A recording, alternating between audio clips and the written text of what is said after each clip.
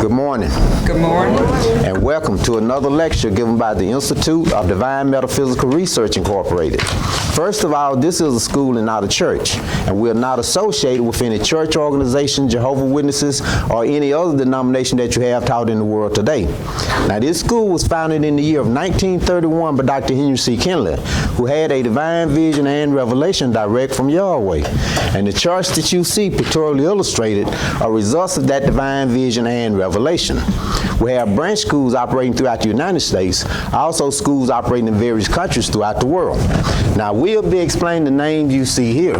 Now, Yahweh is the true and correct name of our Heavenly Father, which was once laid down in the Scriptures. We have Yahweh symbolized as a cloud on this chart because Yahweh symbolized himself as a cloud in many passages of your Bible. We have the cloud extending all around the edge of the chart so that everything on the chart is within the cloud. Just as everything that exists within the pure spirit state of Yahweh. Now, in this pure spirit state, Yahweh has no descriptive shape or form, in which he is the ultimate source and substance, the limits and the bounds of everything that exists.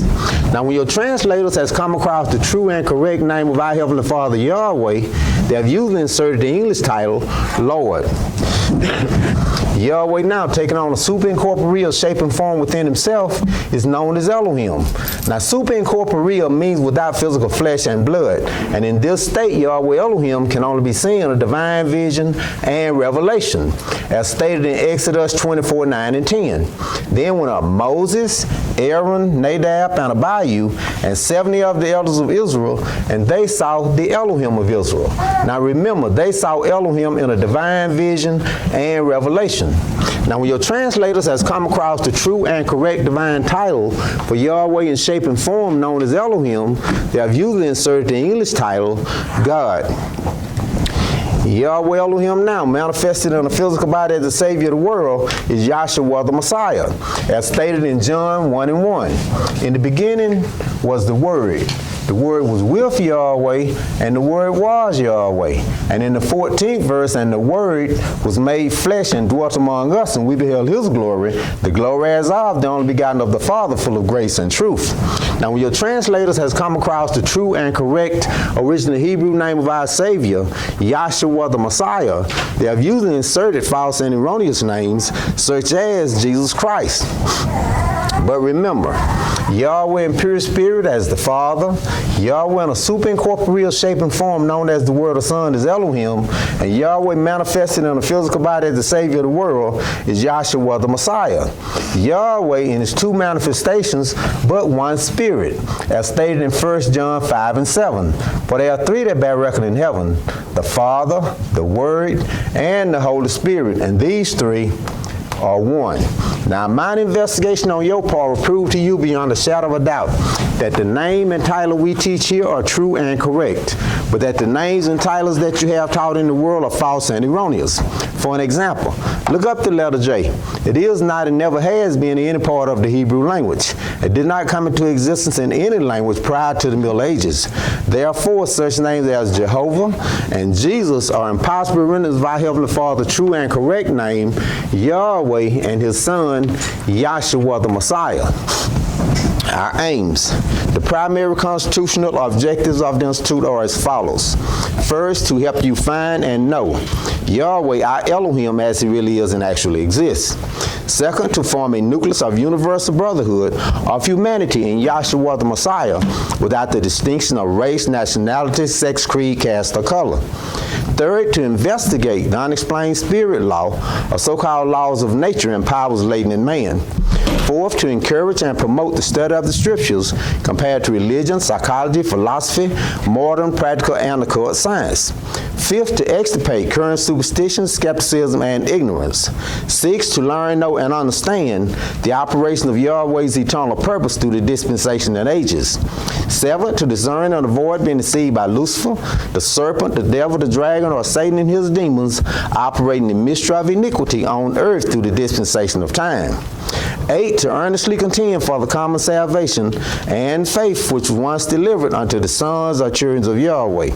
And 9, to make known that Yahweh from the beginning ordained that there is no other name given among men whereby man must be saved, save in the name of Yahshua the Messiah. intent to inherit eternal life now in the kingdom of Yahshua the Messiah with the hope of immortal glorification in the new earth state. Our watchword is peace, and our slogan is speak the truth. We'll have prayer by Mr. Dolores Terrell, a song selection and scripture lesson by Dr. Vanessa Collins. Scripture lesson be Nehemiah, the 9th chapter.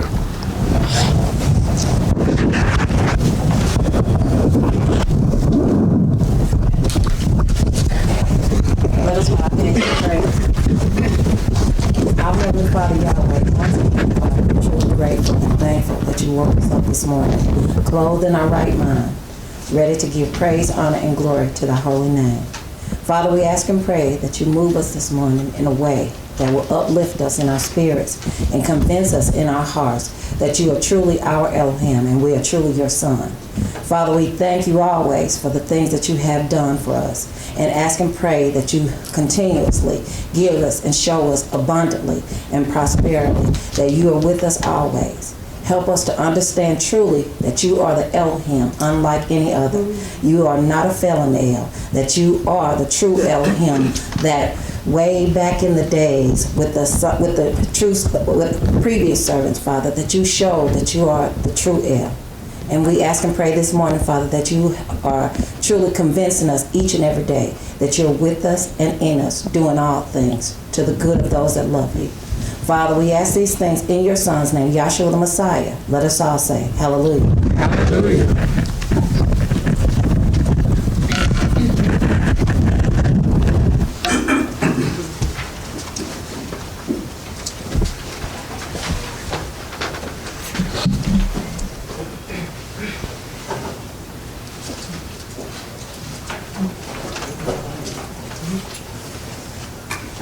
Trust in him, trust in him, and he will bring things out all right. Trust in him, trust in him, and he will bring things out all right. If you're looking for strength to climb up the rugged hill, he will bring things out all right. then look to King Yahshua and obey his every will. He will bring things out all right. All you have to do is just Trust in him. Trust in him. And he will bring things out all right. If you are laboring under a heavy load, He will bring things out all right. don't be concerned. There's a brighter day up the road.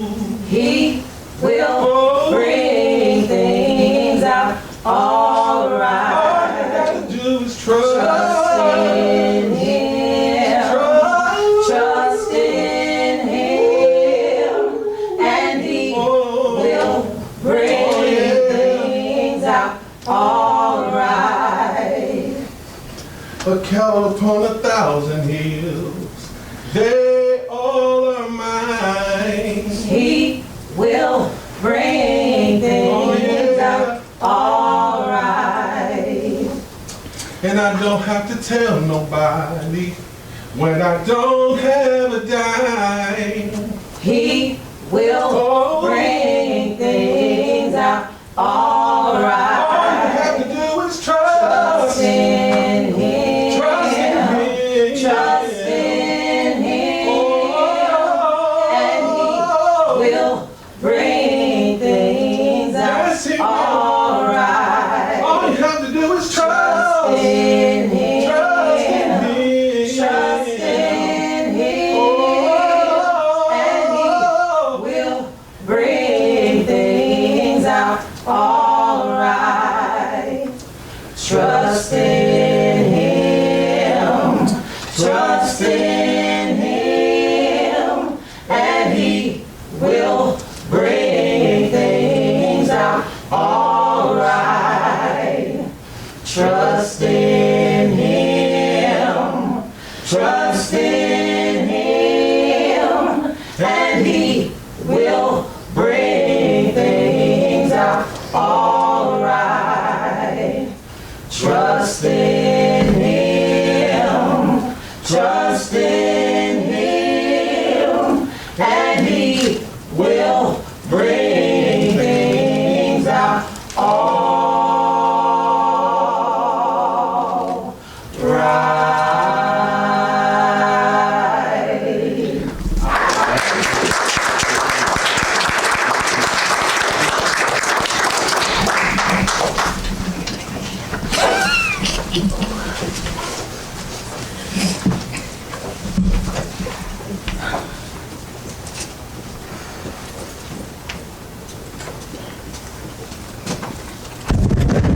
Good morning. Scripture lesson for this morning is Nehemiah 9th chapter. I will be reading from the Holy Name Bible containing the Holy Name version of the Old and New Testaments, critically compared with ancient authorities and various manuscripts, revised by the late A.B. Trainer, the Scripture Research Association Incorporated. Nehemiah 9th chapter. Now in the 24th day of this month, the children of Israel were assembled with fasting and with sackcloth and earth upon them. And the seed of Israel separated themselves from all strangers, and stood and confessed their sins and the iniquities of their fathers. And they stood up in their place, and read in the book of the law of Yahweh their Elohim 1/4 part of the day. And another 4th part they confessed, and worshipped Yahweh their Elohim. Then stood up upon the stairs of the Levites, Jeshua and Bani, Kadmiel, Shebaniah, Bani, Sherebiah, Bani, and Shaniah, and cried with a loud voice unto Yahweh their Elohim. Then the Levites, Jeshua and Kadmiel, Bani, Hashbaniah, Sherebiah, Hodijah, Shebaniah, and Pethaniah said, Stand up and bless Yahweh your Elohim forever and ever. And blessed be thy glorious name, which is exalted above all blessings and praise. Thou, even thou art Yahweh alone. Thou hast made heaven, the heaven of heavens, with all their host, the earth and all things that are therein, the seas and all that is therein, and thou preservest them all, and the host of heaven worshipeth thee. Thou art Yahweh the Elohim, who didst choose Abram, and broughtest him forth out of Ur of the Chaldees, and gavest him the name of Abraham, and foundest his heart faithful before thee, and madest a covenant with him to give the land of the Canaanites, the Hittites, the Amorites, the Perizzites, and the Jebusites, and the Girgashites, to give it, I say, to his seed, and hast performed thy works, for thou art righteous, and didst see the affliction of our fathers in Egypt, and heardest their cry by the Red Sea, and showedest signs and wonders upon Pharaoh, and on all his servants, and on all the people of his land. For thou knewest that they dealt proudly against them. So didst thou get thee a name as it is this day, and thou didst divide the sea before them, so that they went through the midst of the sea on the dry land, and their persecutors thou threwest into the deeps as a stone into the mighty waters. Moreover, thou leddest them in the day by a clouded pillar, and in the night by a pillar of fire, and to give them light in the way wherein they should go. Thou camest down also upon Mount Sinai, and spakest with them from heaven, and gavest them right judgments, and true laws, good statutes and commandments, and madest known unto them thy holy Sabbath, and commandest them precepts, statutes, and laws by the hand of Moses thy servant, and gavest them bread from heaven for their hunger, and broughtest forth water for them out of the rock for their thirst, and promised them that they should go in to possess the land which thou hast sworn to give them. But they and our fathers dealt proudly, and hardened their necks, and hearkened not to thy commandments, and refused to obey, neither were mindful of thy wonders that thou didst among them, but hardened their necks, and in their rebellion appointed a captain to return to their bondage. But thou art Eloah, ready to pardon, gracious and merciful, slow to anger, and of great kindness, and forsookest them not. Yea, when they had made them a molten calf, and said, This is thy idol that brought thee up out of Egypt, and had wrought great provocations. Yet thou in thy manifold mercies forsookest them not in the wilderness. The pillar of the cloud departed not from them by day to lead them in the way, neither the pillar of fire by night to show them light and the way wherein they should go. Thou gavest also thy good spirit to instruct them, and withheldest not thy manna from their mouth, and gavest them water for their thirst. Yea, 40 years didst thou sustain them in the wilderness, so that they lacked nothing. Their clothes waxed not old, and their feet swelled not. Moreover, thou gavest them kingdoms and nations, and didst divide them into corners. So they possessed the land of Sihon, and the land of the king of Heshbon, and the land of Og, king of Bashan. Their children also multiplied thou as the stars of heaven, and broughtest them into the land concerning which thou hadst promised to their fathers, that they should go in to possess it. So the children went in and possessed the land, and thou subduest before them the inhabitants of the land, the Canaanites, and gavest them into their hands with their kings and the people of the land, that they might do with them as they would. And they took strong cities and a fat land, and possessed houses full of all goods, wells digged, vineyards and olive yards, and fruit trees in abundance. So they did eat and were filled, and became fat, and delighted themselves in thy great goodness. Nevertheless, they were disobedient, and rebelled against thee, and cast thy law behind their backs, and slew thy prophets, which testified against them to turn them to thee, and they wrought great provocations. Therefore thou deliverest them into the hand of their enemies, who vexed them. And in the time of their trouble, when they cried unto thee, thou heardest them from heaven. And according to thy manifold mercies, thou gavest them saviors, who saved them out of the hand of their enemies. But after they had rest, they did evil again before thee. Therefore leftest thou them in the hand of their enemies, so that they had the dominion over them. Yet when they returned and cried unto thee, thou heardest them from heaven, and many times didst thou deliver them according to thy mercies, and testified against them, that thou mightest bring them again unto thy law. Yet they dealt proudly, and hearkened not unto thy commandments, but sinned against thy judgments, which if a man do, he shall live in them. And with withdrew the shoulder and hardened their neck and would not hear. Yet many years didst thou forbear them, and testifiest against them by thy spirit in thy prophets. Yet would they not give ear. Therefore gavest thou them into the hand of the people of the lands. Nevertheless, for thy great mercy's sake, thou didst not utterly consume them, nor forsake them. For thou art a gracious and merciful El. Now therefore, our Elohim, the great, the mighty, and awe-inspiring El, who keepeth covenant and mercy, let not all the trouble seem little before thee, that hath come upon us, on our kings, on our princesses, and on our priests, and on our prophets, and on our fathers, and on all thy people, since the time of the kings of Assyria unto this day. Howbeit, thou art just in all that is brought upon us, for thou hast done right, but we have done wickedly.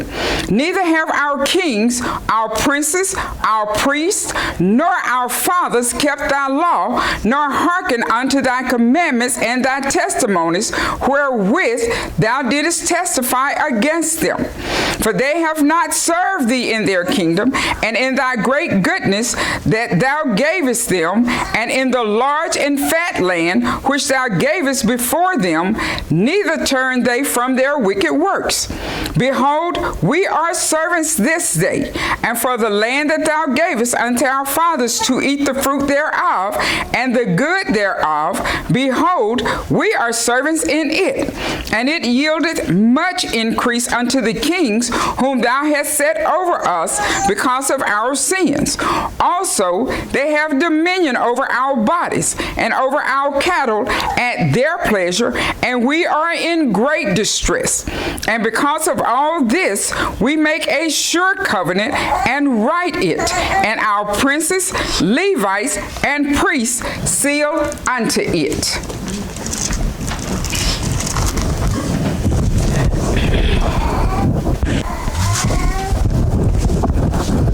We'll have testimonies, 10-minute time limit. This morning class will be open for testimonies with a 10-minute time limit.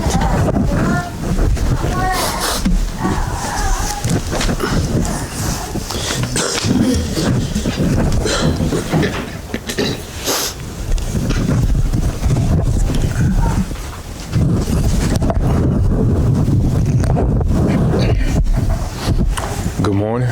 Good morning. And I am truly thankful to stand here and be able to give a testimony. Okay.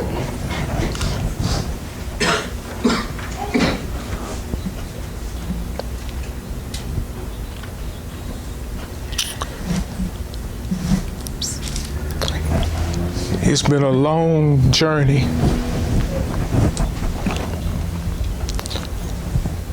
To get to this point where I am right now. And I am truly thankful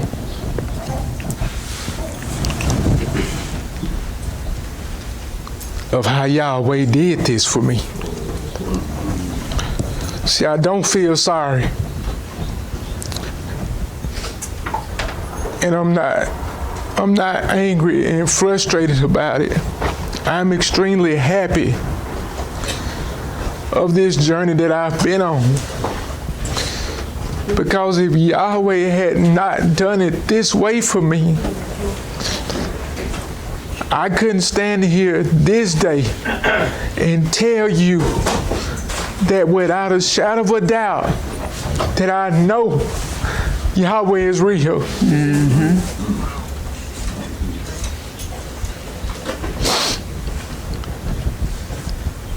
That adversary has wore me out and whooped my tail to the point to where I didn't have nowhere else to turn. I didn't have nobody to lean on.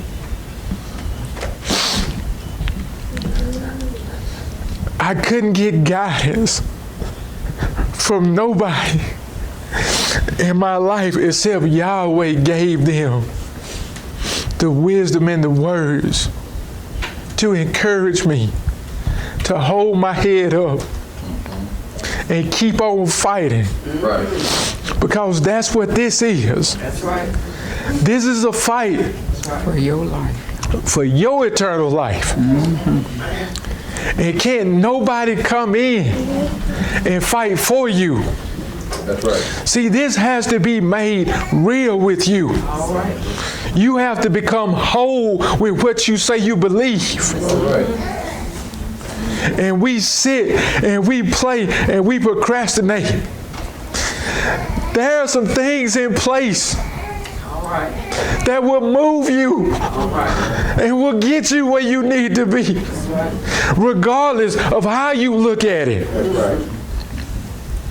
I didn't ask for this to happen to me, but it did. And that adversary came in playing with me, making me wonder why this happened to me. See, the adversary is very subtle, because that's the wrong damn question to be asking, why it happened to you. We all know why it happened. Yahweh purposed it that way. All right. The question you should be asking yourself is, what am I to learn from going through this? That's right. That's right. What am I to learn? What is there in me that is hindering me from going back to whence I came? And I'm going to tell you what it is. It's you lying to yourself, All right. All right. saying that you got it, All right. saying that you believe. I'm here to tell you this day, if I believed the way that I said I did, then there would have been no doubt. That's right. But there was doubt. There were questions that I needed answered right there within me. And I couldn't turn to nobody to get the answers that I needed. Yahweh had to come in and bring peace right within me with everything that I was going through. Because I failed me. I did. By thinking I was more than what I was.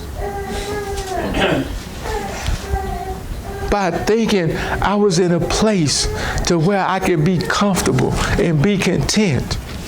But see, this battle is never ending. Never ending. As long as you live on this earth, you're going to have to fight. That's right.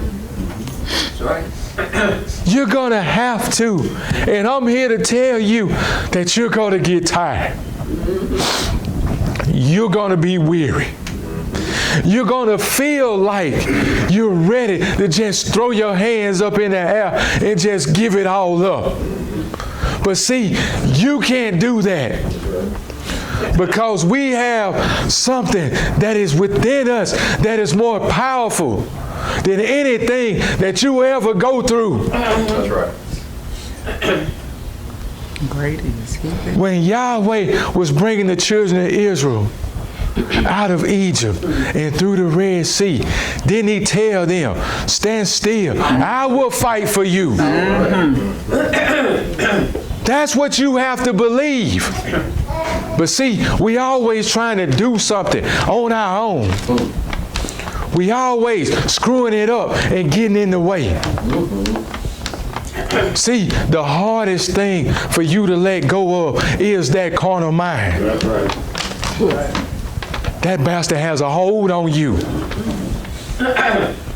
is a bastard. And you give in. And you let it consume you. That I'm Miguel. And I'm this. I'm a son to Vanessa and Eugene Collins. And I'm a brother to Michael and Kimberly Collins. And I'm a father to Timothy Miguel Collins. And we try to embrace all of those physical attributes, not understanding that that's not what it's talking about. That's right. See, I am a son, but my father is Yahweh. All right. That's right. And his purpose is to reveal to me that I am him. And he has already granted me eternal life from the foundation of this world. When he first conceived it. That's right. That's where I was granted eternal life. And now what he's doing is he's bringing to my remembrance of how he has done this for me. See, I've heard it all my life, that wisdom and knowledge shall be the stability of thy times. And I'm telling y'all, without that right now, folks, I probably wouldn't be here. All right. And I'm not talking about killing myself or nothing like that. I'm talking about going stark mad with the thoughts that I had going on. It's enough to drive you insane. And it takes Yahweh to bring to your remembrance that he is the power sitting right there within you to bring peace to your life. Because folks, my parents can tell you, I cried myself to sleep every night. I woke up crying every morning. I cried throughout the day because I didn't know what I was going to do. I didn't know who I was going to turn to help me. I didn't know who was going to bring peace to my life. I'm being as honest as I can with you. I had some serious doubts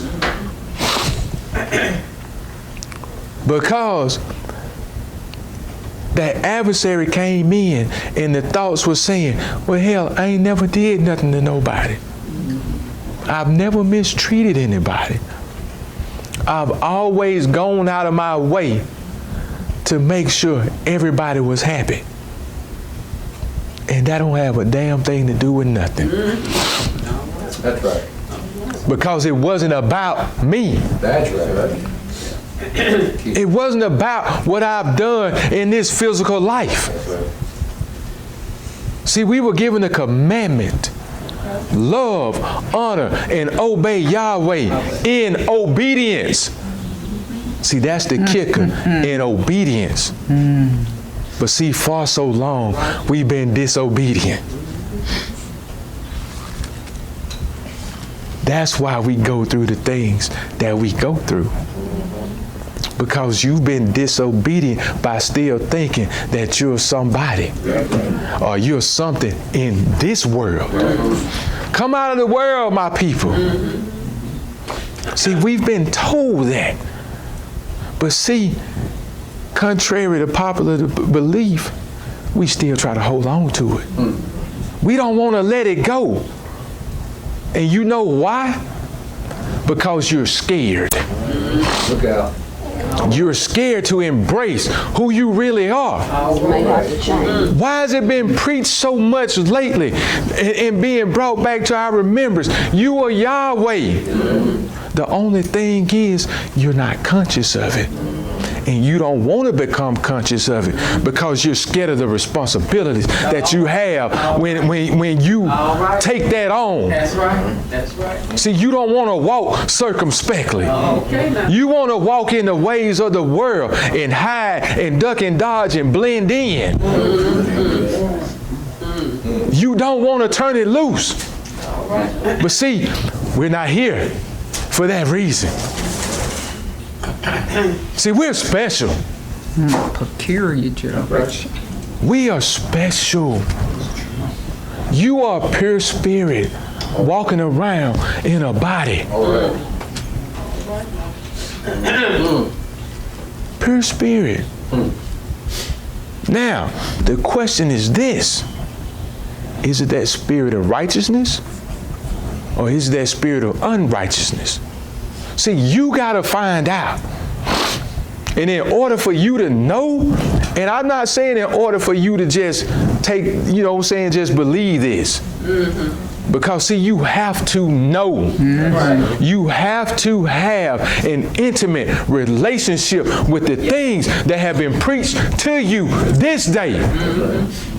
You have to take that on and become one and let it bear fruit. See, that's what I didn't see. That's what I didn't know. That's why I had to go through this, what I'm going through. And he's not finished with me. He's not. And I embrace everything that I have to go through. Because see, now I know what are you trying to teach me? See, you're making it real with me. How that you are in this body. All right. Occupying this body with your Holy Spirit. That's right. And how that you have granted this Son eternal life. That's why I'm going through what I'm going through.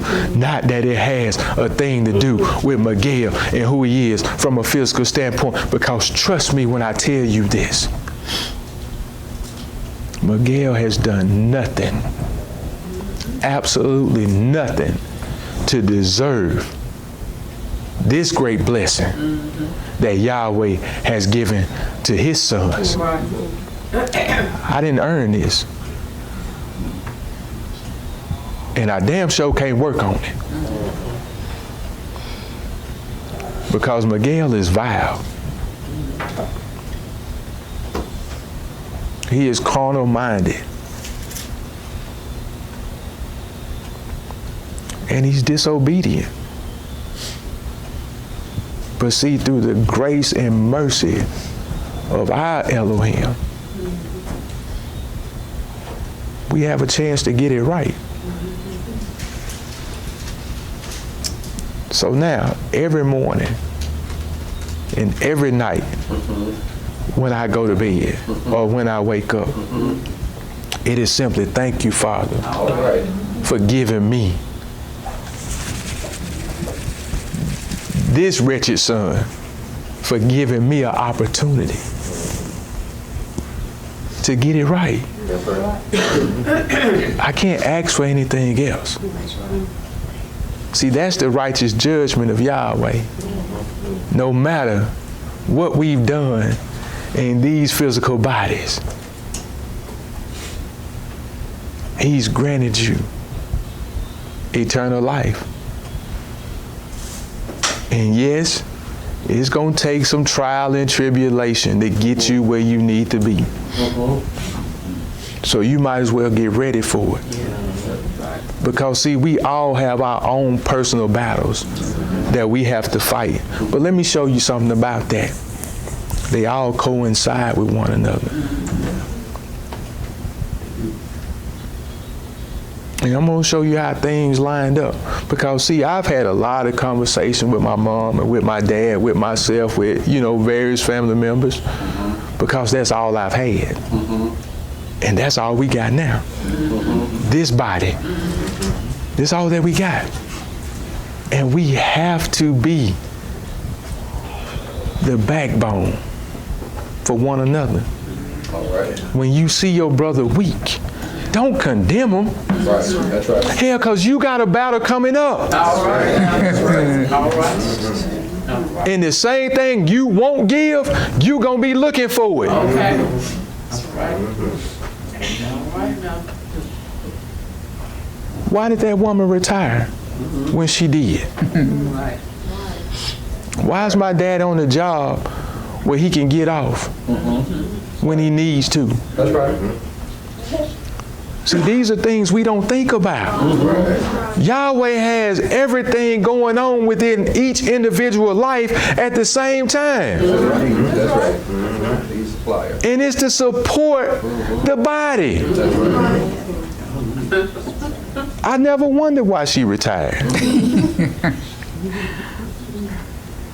And I can't tell you, she's been at that house every day before this happened to me.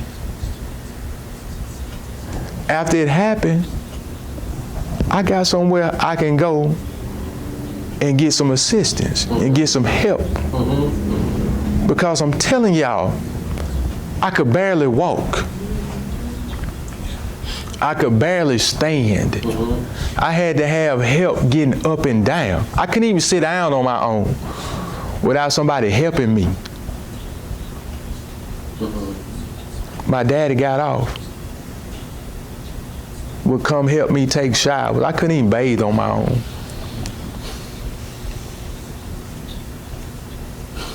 I couldn't do anything for myself. And that's what I'm here to tell you now. You can't do anything for yourself. There's nothing you can do to get this great blessing that we've been given. Yahweh has to be the one that has granted you this good favor. It is Him that gives you the strength to stand when you're weak. He gives you the knowledge and the wisdom when you're ignorant. He gives you the peace when there's turmoil in your life. He does above and beyond everything that we can even think to ask. That's right. And hell, a lot of the time, I don't even ask for nothing. He does it. That's right. That's right. That's the kind of Father that we have.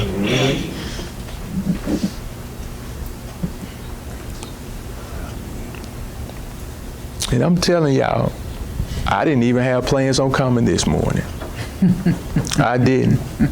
And this is what I mean by that adversary playing with you. My biggest hang up this morning was I don't have anything to wear. Because I can't fit nothing because of, this apparatus that I have on my arm.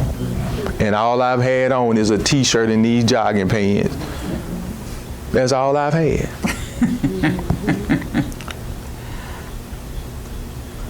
And Yahweh, through my mama, told me this morning, if anybody think anything about what you have on, they worry about the wrong thing. Right? But that's how that adversary plays with us.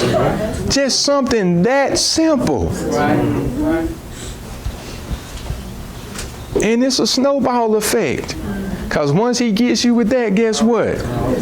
He gets you with something else and something else and something else. Until you can't even think straight. Well, hell, you ain't got no business thinking, no way. Yahweh should be the one leading and guiding you in everything. That's right. I'm talking about everything that you have going on. And He's going to give you everything that you need to get by. Just like we read in the scripture lesson. That's right. He gave them bread. He gave them clothes and shoes that didn't wax old. Folks, listen. I haven't had a check since I've been off work. But I've been able to get everything that I need. I had unexpected checks come in the mail. Hell, I've been paying the IRS for the last, 5-6 years. I got 3 checks from them. Like, hell, where they come from? That's not me. That's right. That's not me.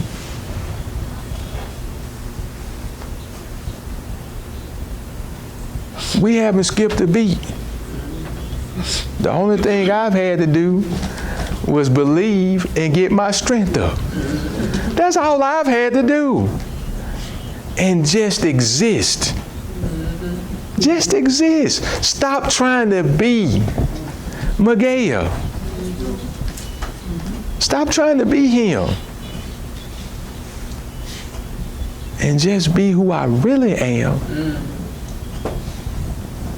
And walk around for however long I'm intended to walk around on this earth plane. Knowing the fact that I am Yahweh. And I'm conscious of that fact now more than I've ever been. I'm sorry to go past this time limit, but I had some things that Yahweh had to get out through me because I've learned so much about myself. The power within me. Right. All right. That's right.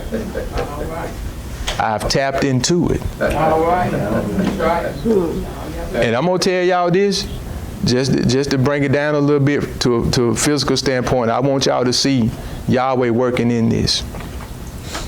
So for those of you that don't know, I had flesh-eating bacteria in my arm. And when they went in, they had to do 2 different surgeries, right? And I had 3 holes running the length of my arm. 3 big holes, deep, almost down, like to the bone, right? This was about a month ago. Today, I have a skin graft on, and all that muscle and tissue has regenerated back even with my skin. And they're saying that they have never seen one heal as fast as it has in the condition that it was in. Because they say most people only have 1 cut. I'm telling you, I had 3. That's right. Right. 3. 3.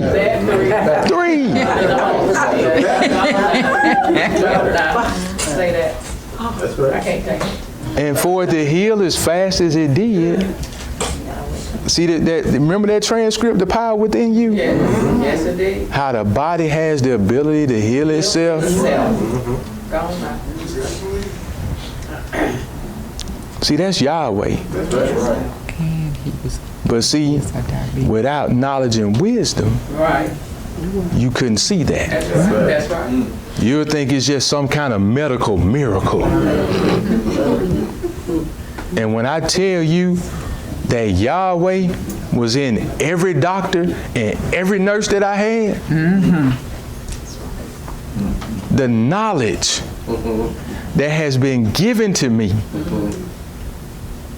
with this situation, that's nobody but Yahweh. That's right.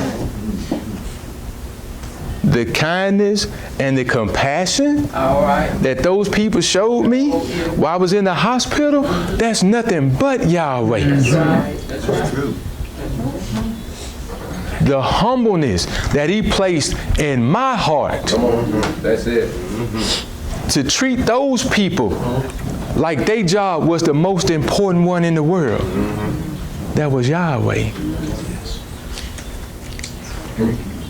That was Yahweh. All right. I remember a lecture, Doc, that you gave about the give and the take between you and Aunt Janice, and how when you're making her happy, all you're doing is making yourself happy. That's right. Being in that hospital, y'all, was the most humbling experience for me because I've never been in there. I've never so much as had a broke bone, anything like that. And to be up in that hospital was depressing as oh know what. And it was nagging at me. It was killing me from the inside. But one thing I did was I remained humble from a physical standpoint. Because see, these people are the one that Yahweh has put in place Right.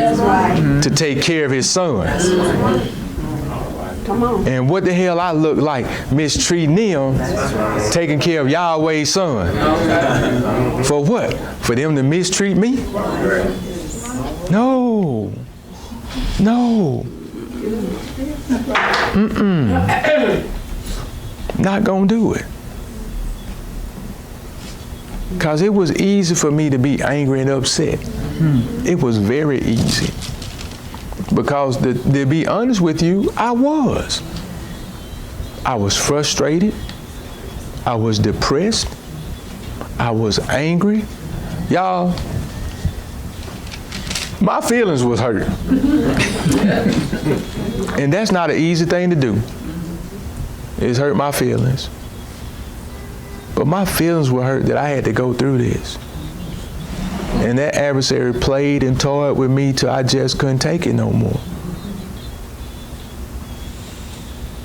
Giving me all the reasons and excuses of why I was going through this. Hell, did Job have a reason that he went through what he went through?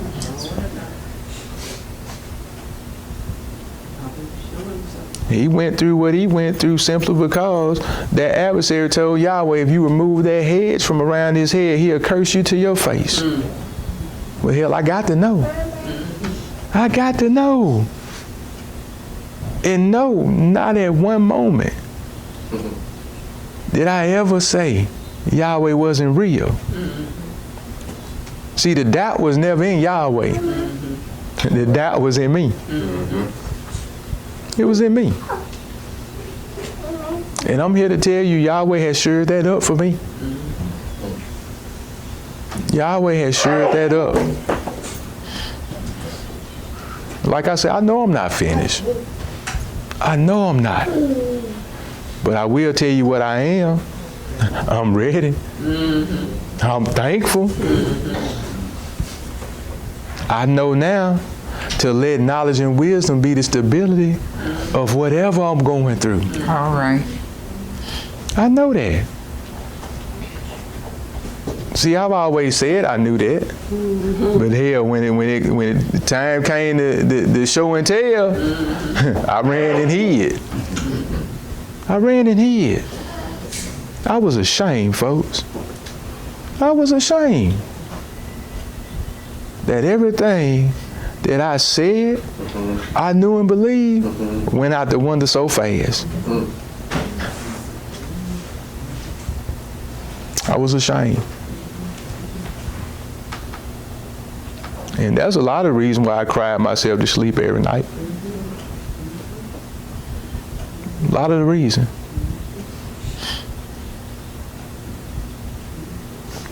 Because I claimed that I knew something that I really didn't know. But see, that's the grace and the mercy that we have. Okay, so you don't believe like you say you do, but guess what? Here, take this. Okay. Go through this. We're going to get you where you need to be. We're going to get you there.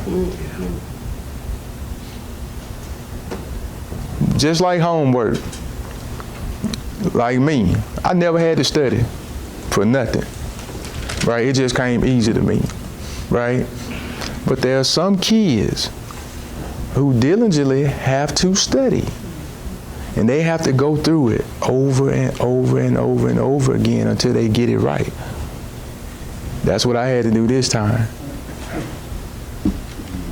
It wasn't nothing I could just pass first time through. I had to diligently seek right there within myself for some answers that from a physical standpoint I didn't have. And Yahweh gave me everything that I needed right there within myself. And for that, I am truly, truly grateful and very, very thankful for all that Yahweh has done, even when I was ignorant to it. for the things that he's doing now and for the things that he's going to do going forward. I am truly grateful and thankful that Yahweh is what he is. And see, that's our first aim, to help you find and know Yahweh as he really is and as he actually exists. You can't do that without going through something. All right. That's right.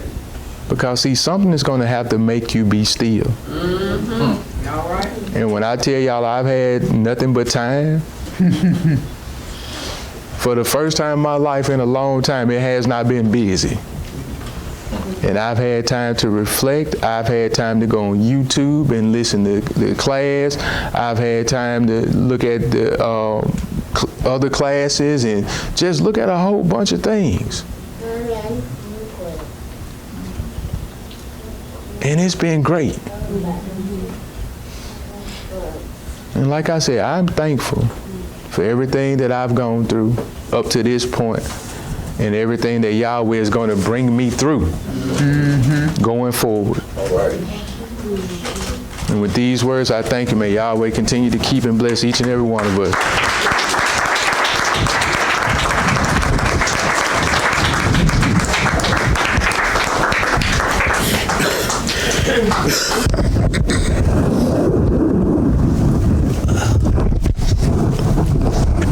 Good morning, class. Good morning. I'm truly thankful for another opportunity to testify to this great truth that Yahweh has brought us to. I've enjoyed the words of Yahweh. And it was right on time to what Yahweh had me looking at. So the conclusion of that whole matter that Yahweh brought me to from that testimony was that it's time for us to get down in the weeds of this thing and stop looking at it from the level of, I just see the weeds. And I know those weeds need to be taken care of or cut down. But in order to really to get a problem taken care of when it comes to weeds, you got to get down in the weeds and pull them up, get to the root of the matter. And what Yahweh's had me looking at is that's something that's lacking because we're looking at it from the wrong level, if you will. Eye level. I'm talking about your eyes of understanding. And that's where he's had me at. Now the previous speaker, from what I got out of that, what Yahweh has had me and what he was trying to get across this morning is that, see, Miguel had to turn aside from his own, turn aside to see, and aside means away from your own thoughts. And Yahweh took me back. That's why it was so important. He used to drill in us almost every class back in the day. My thoughts are not your thoughts, neither are my ways your ways. So to turn aside from your own thoughts, you have to see what Yahweh is doing.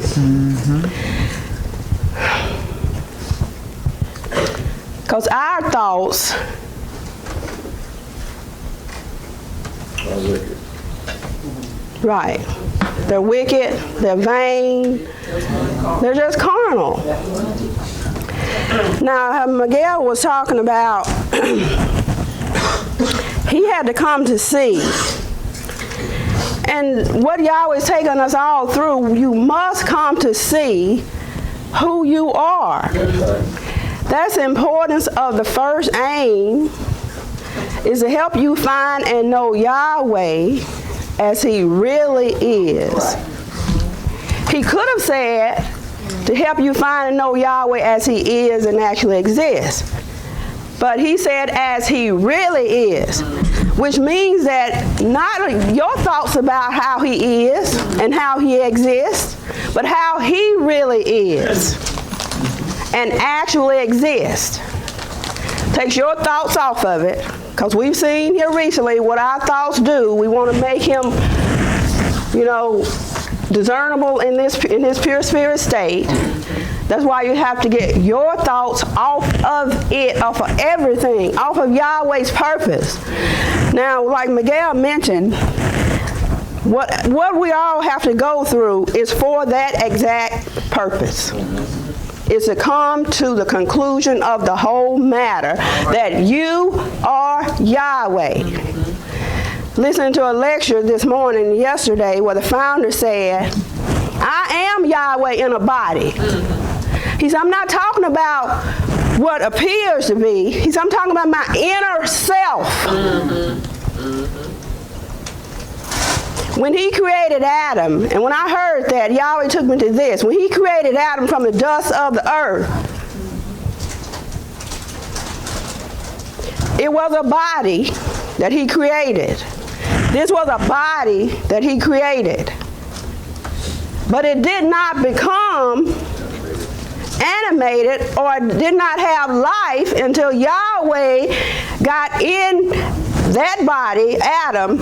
He had to get in your body. That's your inner self. That's right. Okay. Like Miguel mentioned, that he came through, he said he had to find out that he didn't come from Vanessa and Eugene.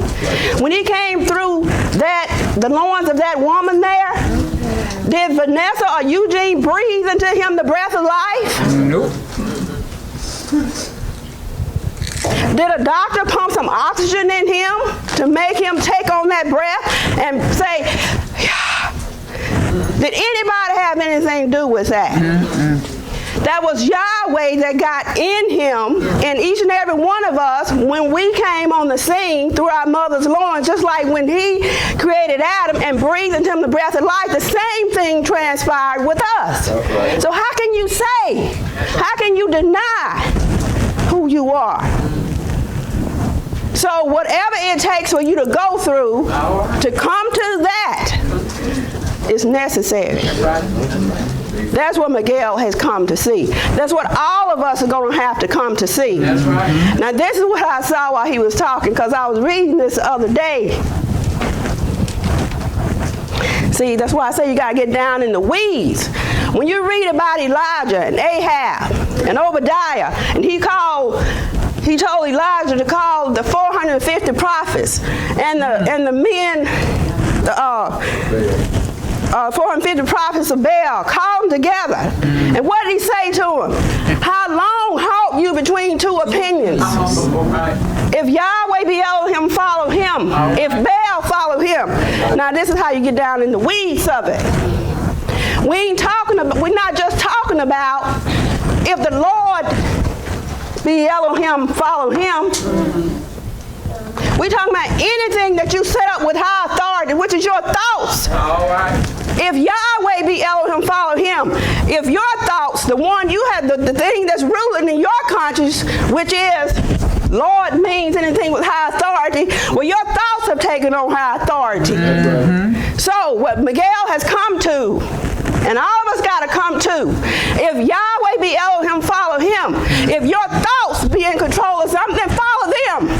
But whatever it takes for me to get rid of your thoughts, that's what's going to be necessary. That's right. How long halt you between two opinions? Follow Yahweh. That's right.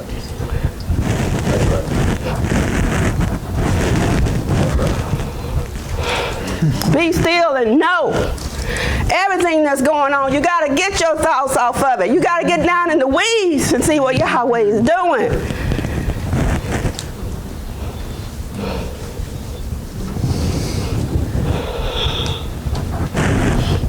It's a beautiful thing, y'all, when you can look back on it.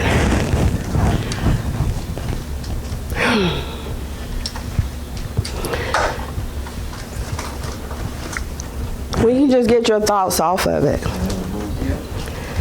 Everything that Yahweh's been making me look at lately, he's making me get my thoughts off of it. That's right. Because I want to make it something else. Just like love and hate. Okay, I could say one is one that manifests, that Yahweh's love is manifested through. Then that same individual can do something that's the opposite of love. And then I can say, well, that's hate. But it's through the same vessel. But what Yahweh made me do is you get your thoughts off of it and see what I'm doing. Then I heard him mention through the founder, he said, love is not physical. Hate is not physical. It just manifests itself in the physical. So when I get my thoughts off of it, I could say, well, that person, I could get that person out of the way when I see love manifested. I can also get that person out of the way when I see hate manifested. Because Yahweh made me get my thoughts off of it. He's not a respecter of persons. That's right. Then I say that the Spirit of Yahweh is in me and that's who I am. And I'm a respecter of persons. He wasn't a respecter of person when he talked to Peter and told him to get thee hence from behind me. Get thee hence. He's not a respecter of persons. But my thing on that point is to get your thoughts off of it, to see Yahweh working, to understand the two mysteries in operation, to understand that he's in control of both mysteries. So concentrate on these things. Turn aside to see, which means away from your own thoughts. Anything you start going through, anything that Yahweh is showing you, get your thoughts off of it. And that'll make it easier for you. So I thank Yahweh for his mercy and his grace. He's been showing me so many things lately that make me know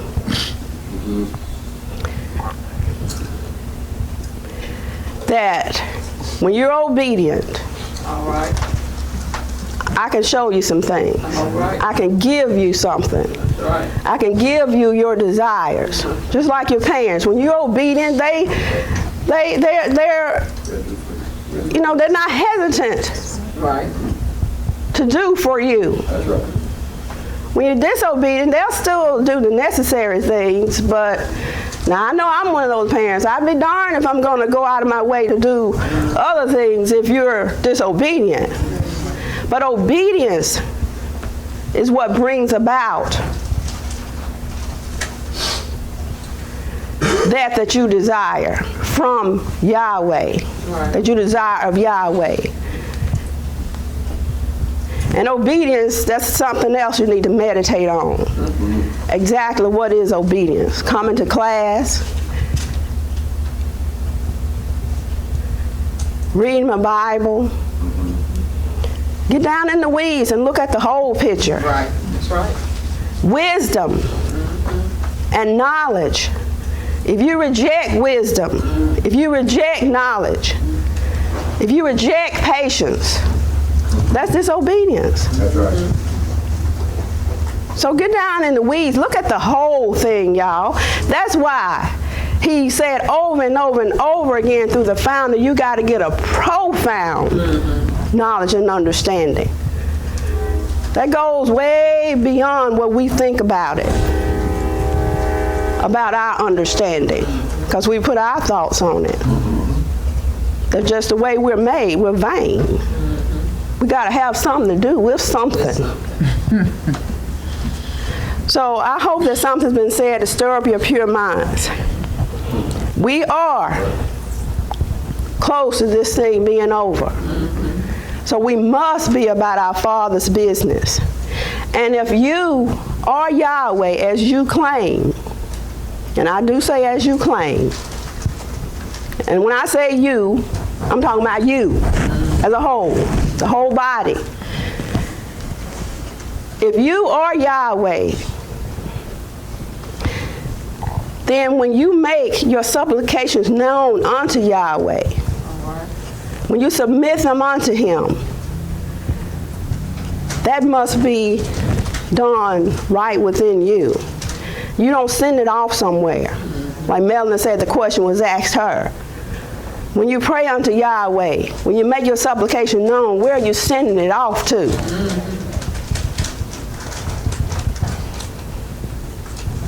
Anyway, these are things to meditate on, and I thank Yahweh for his mercy and grace, and I know my prayer is that he keep us all, which I know that he will, because he has lost none. So I thank you. May Yahweh continue to bless you.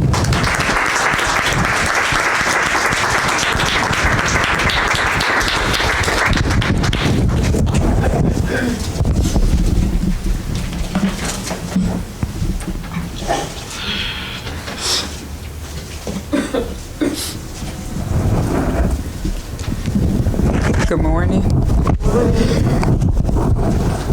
And I am thankful to be here this morning and to give praise and honor unto Yahweh, our Elohim.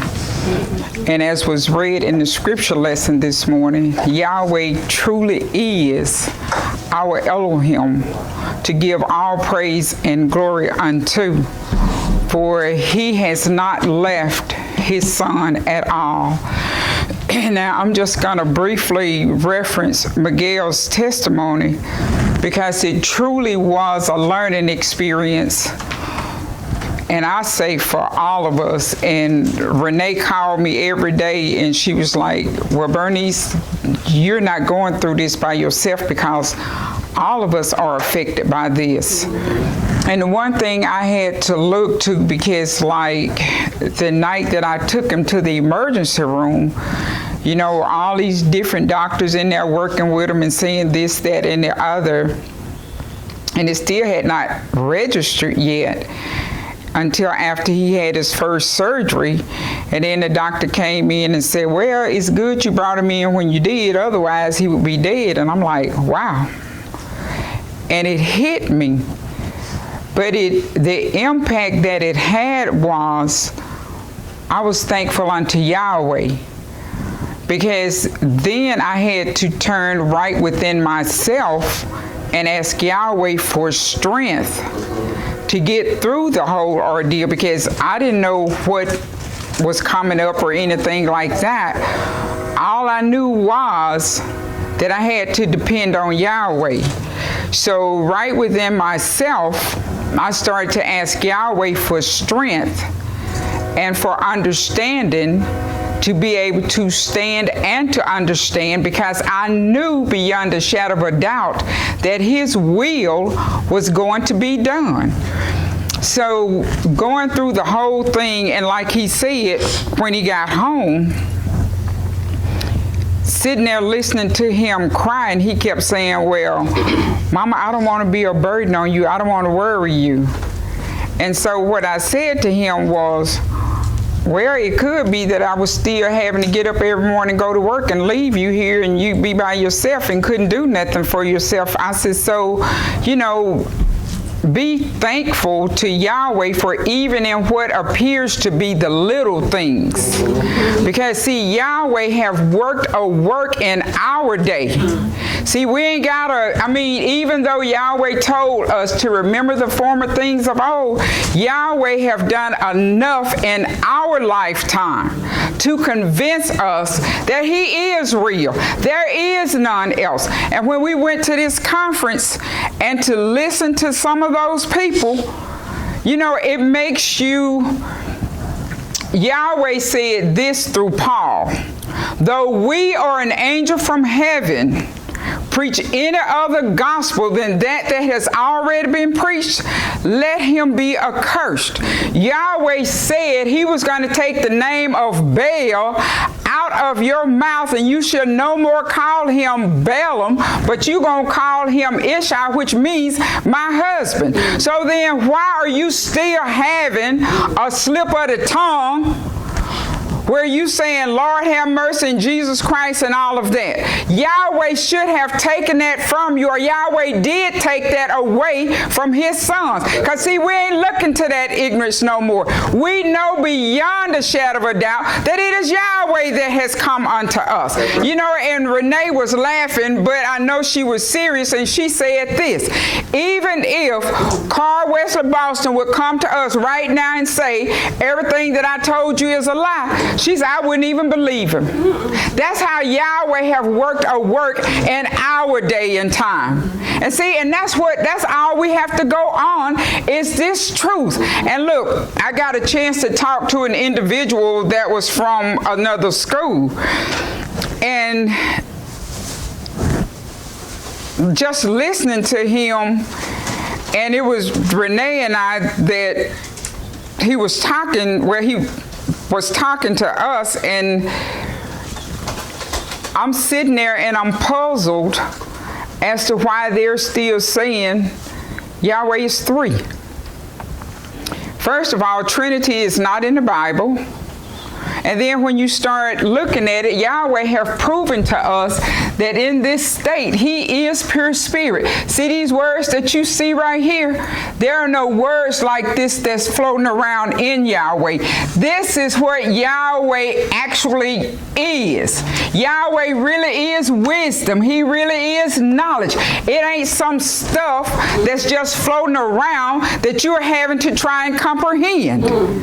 When Yahweh told Moses back here that, or he made that promise to Abraham that he was going to send his seed into a land that they didn't know of, but he would bring them back into this land that he promised them, you know that he did it because you see when they got over here. Now, just like we're going through trials and tribulations, look, when Israel came up, they had Pharaoh in hot pursuit, warring nations in the mountains, and then the Red Sea in front of them. That was trials and tribulations for Israel. It was read in the scripture lesson that all that Yahweh did for them, he didn't do it because of them. He did it for his great name's sake. He did it for his great mercies. And that's what we got to come to, that Yahweh is the true name of our Heavenly Father. So now when the world out there, and look, they are lost in that, because Jehovah, no J, Jesus, no J, the Lord, anything with high authority, God, anything that is worship. That's not what we have come to. Get Romans the 10th chapter for me. All of this that Yahweh hath given unto us is real. When he told Abraham, I am your exceeding great reward. Look, he didn't fall short on the things that he had promised unto Abraham. He promised him a seed. He gave it to him. He told him that his seed would inherit this land. He gave it to him. He even went before them and fought, because before Israel got over there, those nations that were already there already knew the fame of Yahweh. All they had to do was go in and take the land. Now you see that those 10 spies that brought back the evil report, not that the things that they brought back, because there were giants over there, but it was because of their own thoughts and ideas that they said, we be little in their sight. So you got to get rid of your thoughts and what you think about things, and you have to see Yahweh as he really is and as he actually exists. Read that for me. Romans 10:1. Brethren, my heart's desire and prayer to Yahweh for Israel is. Now, brethren, my prayer and my heart's desire for Yahweh, for Israel, to Yahweh is this. Read. That they might be saved. That they might be saved. Now, how are you going to be saved in a lie? Yahweh said, beside him there is no Savior.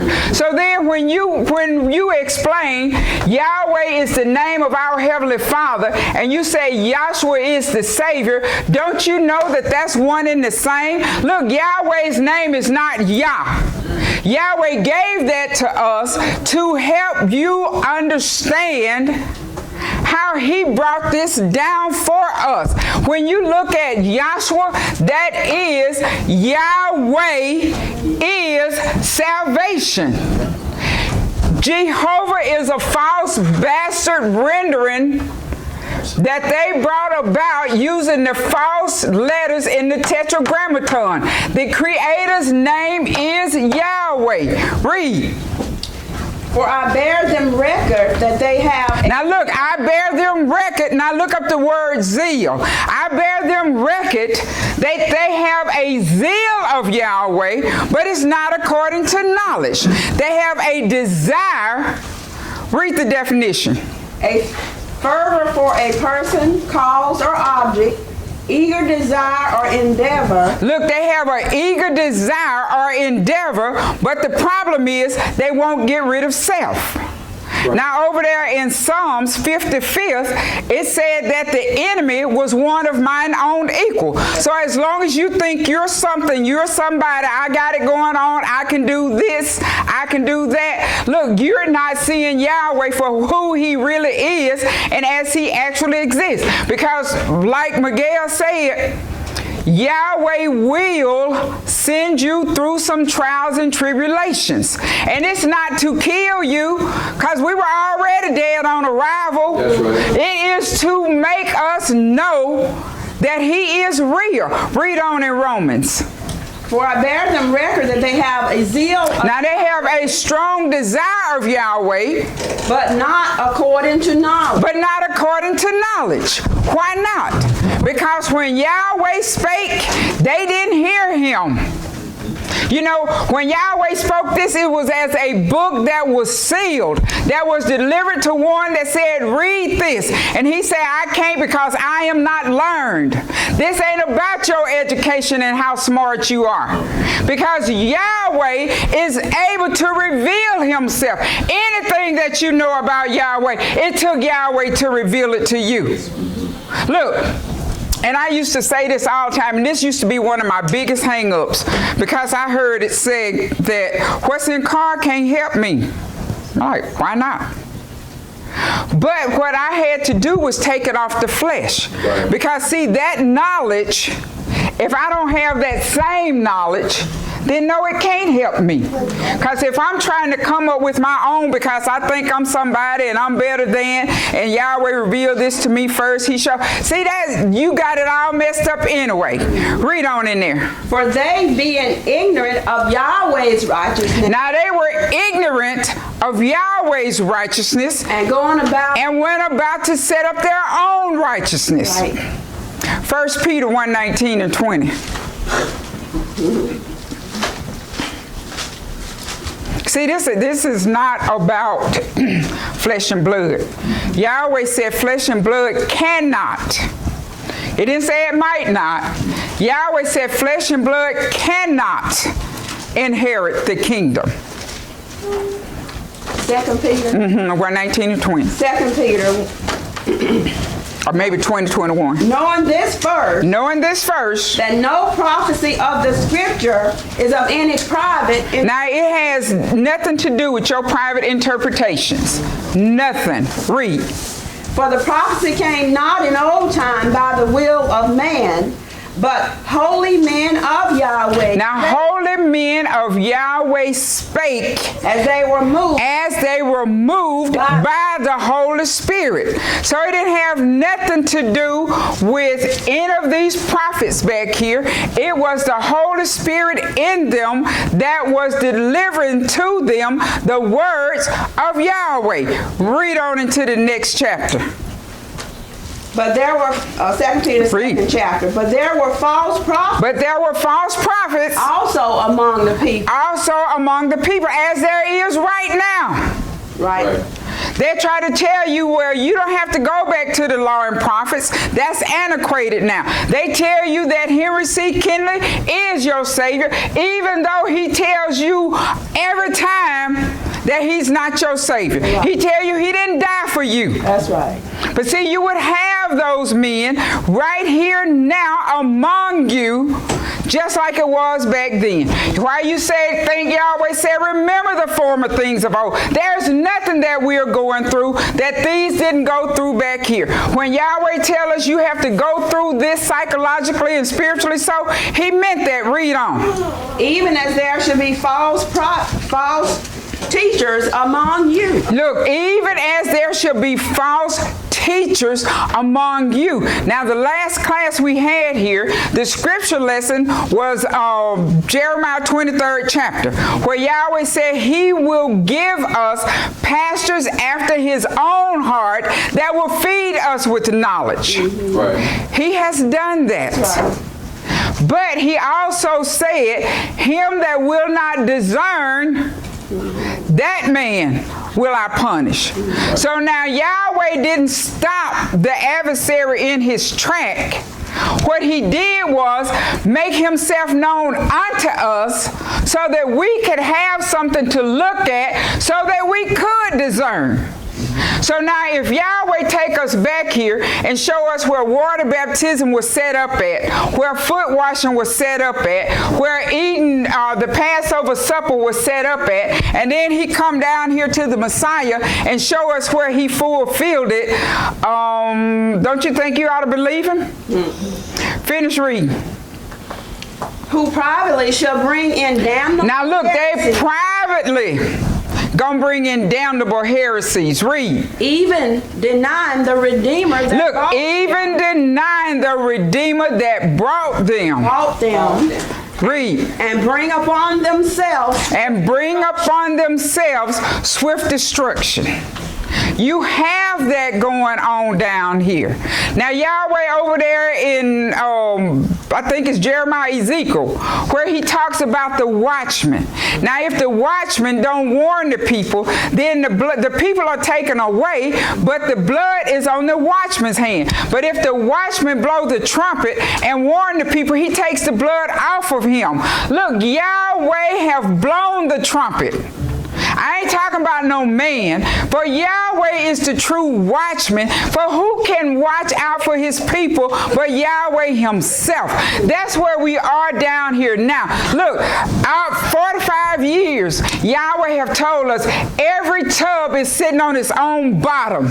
When Miguel told you that there was nothing that I could do for him, there was nothing that Eugene could do for him, that was real, because there was nothing that I could do for him. And I even told him that, sitting there watching him cry every day, I couldn't fix what was going on with him. What I told him was, you be glad that Yahweh just took that flesh out of your arm and not take your life from you. That's right. I told him, you go back there and you look at Job, because you know what Job did? Every day that his children went out, Job prayed for his children, and every day those men came back and told Job something else had happened. We're no greater than Job. We will be tried and tested, but Job had this testimony. I know that out of my flesh my Redeemer liveth, and I will see him face to face. And look, all of us got to see Yahweh in that manner. We got to see him face to face. And look, you can't come to him half-cocked talking about, well, Yahweh, I did not do this in your name, did not do that. Yahweh knows what we have done. He knows the heart that he have put in us. Why you think back here with Noah and him that Yahweh said that he had seen the intent of the man's heart and it was wicked continually? You can't fool Yahweh about what you think you got going on. Yahweh is not a man, and he's not deceived by a man's antics either. He created the man and put in him what he was going to do. So the best thing that we can do is serve, honor, and obey Yahweh in righteousness. That's the only thing that he required of us. When Paul was speaking over there about the Messiah, he told you that there was a time that Yahweh winked at that ignorance, but now he commands every man everywhere to repent. And it's about time that you turn that ignorance loose that we have held on to. It's time that you see that you really are your worst enemy. That's right. Because see, Yahweh have delivered this truth to us. Unerring accuracy see, Yahweh have come down and delivered himself to his sons. So now all we got to do is sit back and eat. You know, I told Miguel this when he one of those days that he was down and out. And I said, do you remember your last testimony? You know, Yahweh said through you then, you can't be sitting at a feast and you pass the food around to everybody else, but you yourself don't take of it. You know, Yahweh said we will be tried by the very words that proceed forth out of our own mouth. See, I'm not going to be tried by something else that somebody else got going on. I'm going to be tried by that is in me. That's right. You know, my prayer is that Yahweh bring me through those things and show me, reveal to me what it is that he want me to know out of it. Because see, if Yahweh don't show me, then I won't see it. But see, as Job said, I do know out of my flesh. I ain't talking about this physical body. I'm talking about that doggone carnal mind. That's the thing that tears us up all the time. But out of that, I shall see my Redeemer. And I know that he liveth. Why so? Because let me tell you, to watch your child go through something like that, then you have a tendency to attach yourself to it. And then you want to fix it.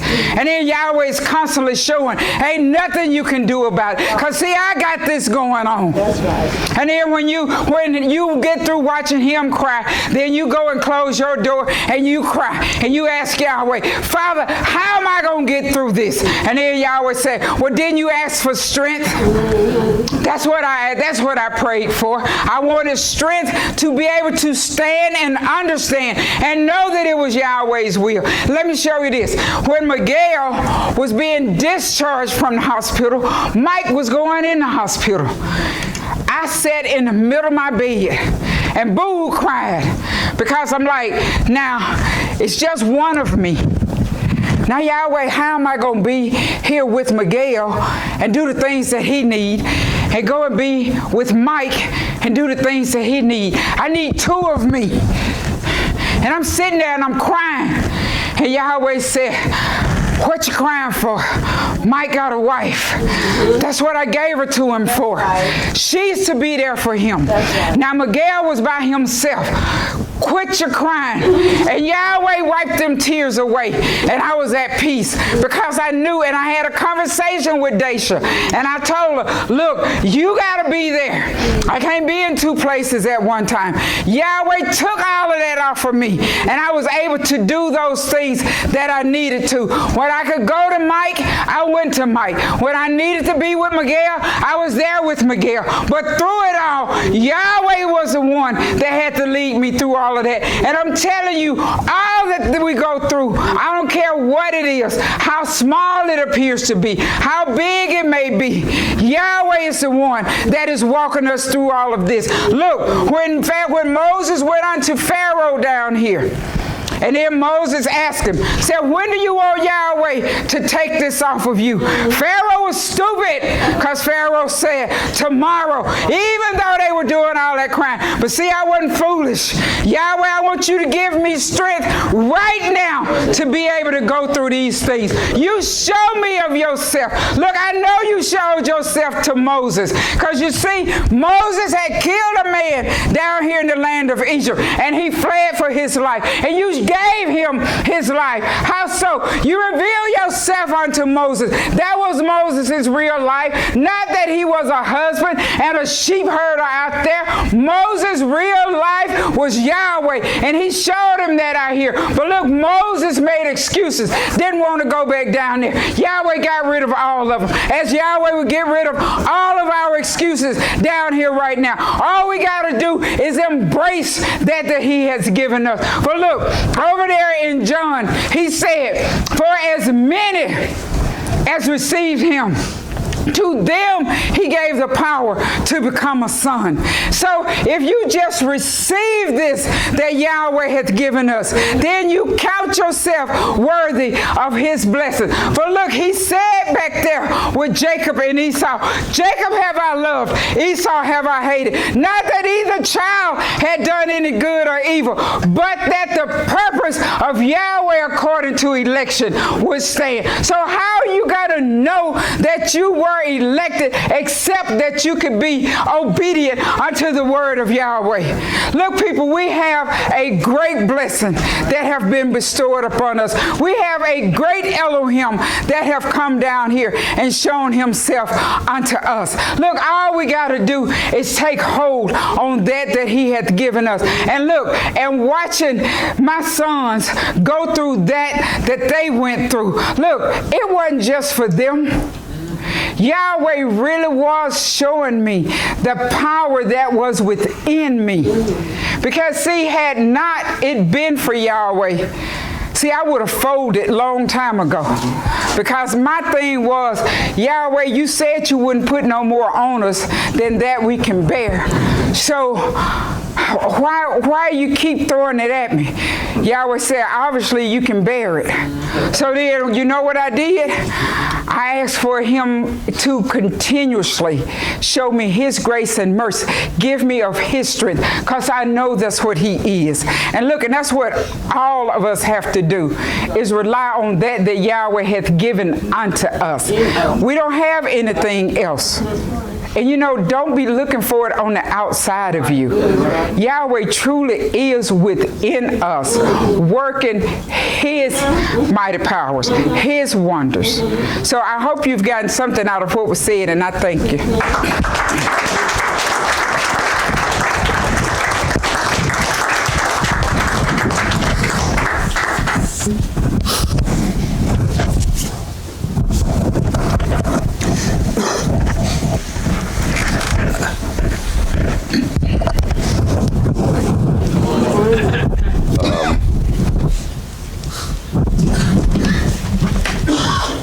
First of all, I'd like to say that I'm happy to stand before you and have a testimony of Yahweh.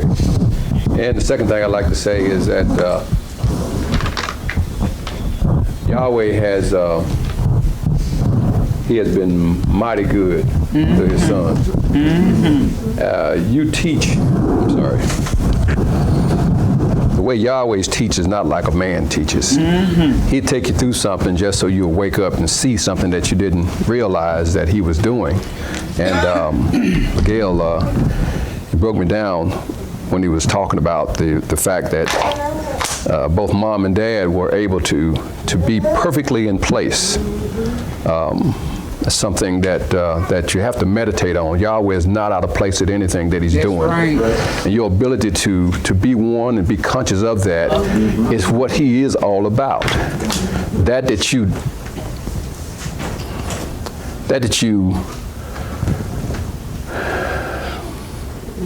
put forth an effort to try to be, stop trying. His purpose is already in motion. It is already doing what it's supposed to do. It's an impossibility for you to change it or make a difference in it by your thinking. I'll give you one story. Dr. Allen, I know y'all know him. He made the comment that his father, back when he first met Dr. Kinley, he went to him and after going to class for a little while, he went to him. He told him that he wanted to be a faith healer. That's what he told him. And Dr. Kinley told him it wasn't no such thing. Now, you had to look into that. You had to get in the weeds and see what he's talking about. Because he was trying to show the man that it wasn't about him. He wanted to be something. Dr. Kinley said, there's no such thing. So that killed his dream and his aspirations right there. They went by the wayside because now you got to try to find out, well, what can I do? And if Yahweh ain't for you, then you don't have no way of learning. So then the same thing here. This class has been here for 45 years, you say, and I'm not. First off, I want you to understand that the body of Yahweh is the world over. That's right. It is the world over. No one has no better understanding of him than him himself. See, so it takes it off of the flesh. It takes you off of looking at people, places, and things, and that's been the thing from day one. Looking at people, places, and things have gotten us all the time messed up and mixed up and You see what I'm saying? And see, the ability that you look in the mirror and you're able to understand what you're seeing compared to what you think you're seeing, you see what I'm saying, is what you have come to. See, being born again, being born of the Spirit instead of being born of the woman is what you should meditate on, because there's a great big difference there. Ecclesiastic, the 5th chapter.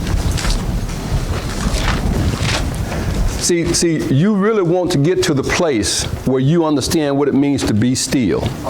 We were told a long time ago, you need to be aware of where your thoughts are coming from. And you see, and then to walk out of here today, out of the great testimony that has been given already, and to not meditate on any part that Yahweh will cause to come to your consciousness, and you just cast it to the side as if it didn't, well, what do you call it? In a passive way. It's not something that is not effective or effectual in your life. And then therefore you see what I'm saying? It don't mean no more to you today than it did when it will next week. Right. See, we're talking about getting in the weeds now. Right. We're talking about you becoming conscious of the ever-presence. Not sometime present, but ever-present of Yahweh. You can't breathe on your own. You didn't get up this morning on your own. It's Yahweh in you. 5th chapter, read it. Ecclesiastes 5:1, keep thy foot. Now you keep your soul. You keep your soul, that's what he's talking about. Right. More than what you're looking at. Listen, read. Keep thy foot when thou goest to the house of Elohim. Where is the house of Elohim? He don't dwell in temples made with hands. All right. You see what I'm saying? That's not where he dwells. Right. You standing looking in the mirror. Your thoughts coming into you. Read. And be more ready to hear. Be more ready to hear. That was the first commandment. Hear, O Israel. That's right. In order for Israel to hear, they had to be still. Right. You can't be doing any and everything that's on your mind, you see what I'm saying, and then listen to Yahweh too. He don't talk in traffic. That's right. He don't talk like that. And you talking about wanting a good, pardon my expression, ass whooping. You keep doing what you're doing. You see what I'm saying? You put it as if he don't matter, or what he said doesn't matter. Keep doing it, and see won't he do something for you. Read. And be more ready to hear than to give the sacrifice of fools. Because we were all fools. We come in not knowing straight up anything about anything. Nothing. Read. For they consider not that they do evil. All right. There's none righteous, no, not a one. So moms, dads, sisters, brothers, husbands, wives, all of it, children, we're in the last trimester, if you will. We're in the very last trimester. Got to be delivered. That's why you got all the movement going on. When the baby get to kicking, ready to come out and so forth and so on, you got all these things going on in the world. We're in the last trimester. You see what I'm saying? That parent has to be able, you see what I'm saying, to be ready for deliverance. Right. And we're talking about being delivered out of this cruel, evil world. We're in the last trimester. Read.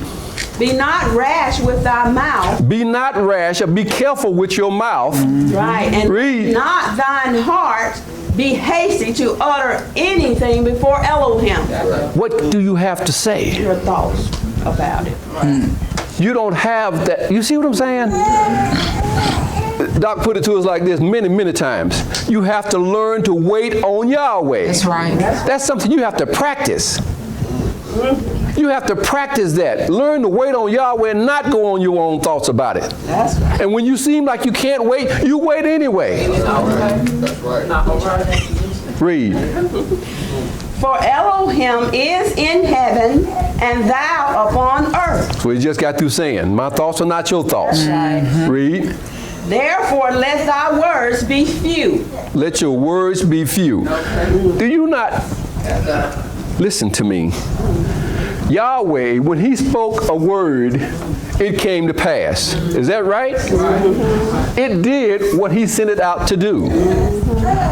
What do you think the type is about?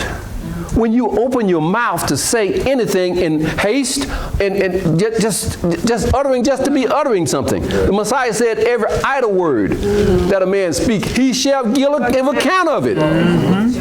So you have to be sober at this point. You cannot get upset just because you used to get upset like that. That's right. You have to know the power that's in you to turn that. That's right. That's right. And thereby stand on what you say, you see what I'm saying, because you got to give account of it. There should no word come out of your mouth that you can't stand on. Do you think he did that? No. Let this mind be in you, or this spirit be in you that was in him then. That's right.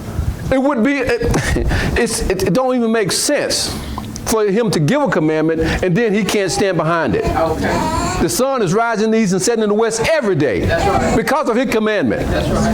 That's right. Read. For a dream cometh through the multitude of business, Read. and a fool's voice is known by multitude of words. Business, check that out. Because if you're busy all the time into a bunch of things, talking to this one, talking to that one, running off at this, running off with that, you see what I'm saying? Those things are going to come back. Read. When thou vowest a vow unto Elohim, Be careful. Be careful. This is not a plaything. That's right. That's right. Read. when thou So even in that, listen to this. We know, and we've seen this already.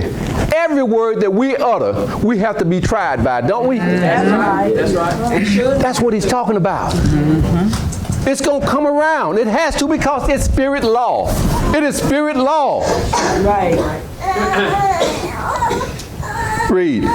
When thou vowest a vow unto Elohim, defer not to pay it, for he had no pleasure in fools. No pleasure at all in fools. He don't have any pleasure in fools. He has pleasure in his obedience to obey his word. He does a contract. Read. Pay that which thou hast vowed. Better is it that thou shouldest not vow than that thou shouldest vow and not pay. That's right. Suffer not thy mouth to cause thy flesh to sin. See? Neither say thou, All these things are repeat, y'all. That's all they're doing. They're repeating themselves. And you have to learn to catch on to it, because it's just like a wheel turning. And it's turning over and over again, and it's doing what it needs to do to progress, if you will, or to move it along the way. And so then the thing that the brother gone through, that's to move. That's to move. It's learning, it's teaching, it's hardening it up so that it can go to the next level. Read. neither say thou before the angel that it was an error. Wherefore should Elohim be angry at thy voice and destroy the work of thine hands? For in the multitude of dreams and many words there are also divers vanities. But fear thou Elohim. So that's where the problem is the vanity that the man have in him. And without a sober mind, you can't help but serve your carnalness. And therefore, be either cut off or turned upside down, or whatever it takes, or be an example to somebody if you can't obey.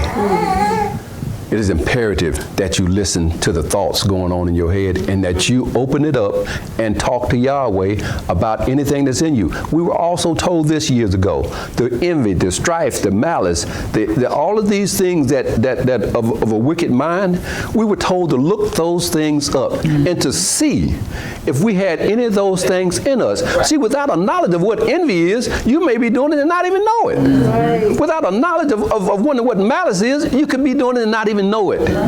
So you have to look it up or meditate on it in order for it to move, for you to get rid of it, for it to be swept out. That's right. You see? So the manifestation of it has changed, but the principles are still the same. They're just still the same. So please, admonish one another, show forth the love that Yahweh is. And let me say this before I sit down.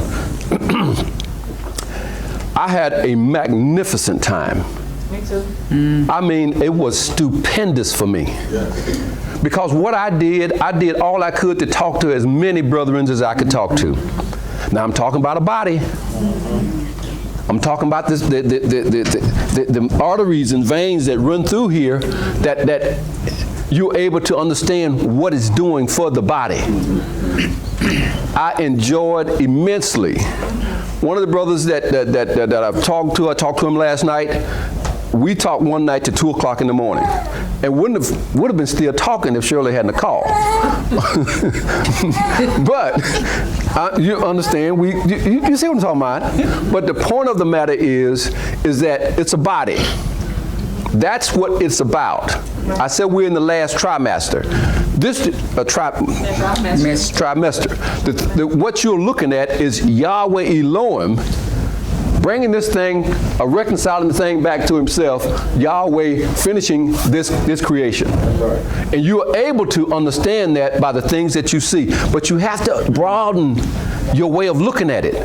It's not just about what you see in front of you, it's the whole thing. That's right. So Shirley was talking about how much Yahweh was giving. Well, she's getting alone and by herself now because she's getting ready to retire, so things are changing. But also, I've seen the fact that I had to back off of what I think about it and how I look at it. So then, Yahweh put me on a fast here almost 40 days ago. But my fast is for me. It ain't had nothing to do with her. I don't talk as much. Now, I'm going to do it this way. He declared the end from the beginning. I'm not doing anything on my own. He set that to be that way for right now, okay? I want you to see that it's him doing it. And see, that's the kicker here, is that we think we got a body. 1 Corinthians 6:19, and I'm down. What? Know ye not that your body is... How many times? How many times that's been read? It doesn't need to be read. As an astonishment. What? Know ye not that your Don't body... you know by now that your body, read, is the temple of the Holy Spirit, it's not but one. which is... Everything else is a type and a shadow. Right. Don't you know that your body is the temple of the Holy Spirit? Now, what is the Holy Spirit? That's the knowledge of the truth.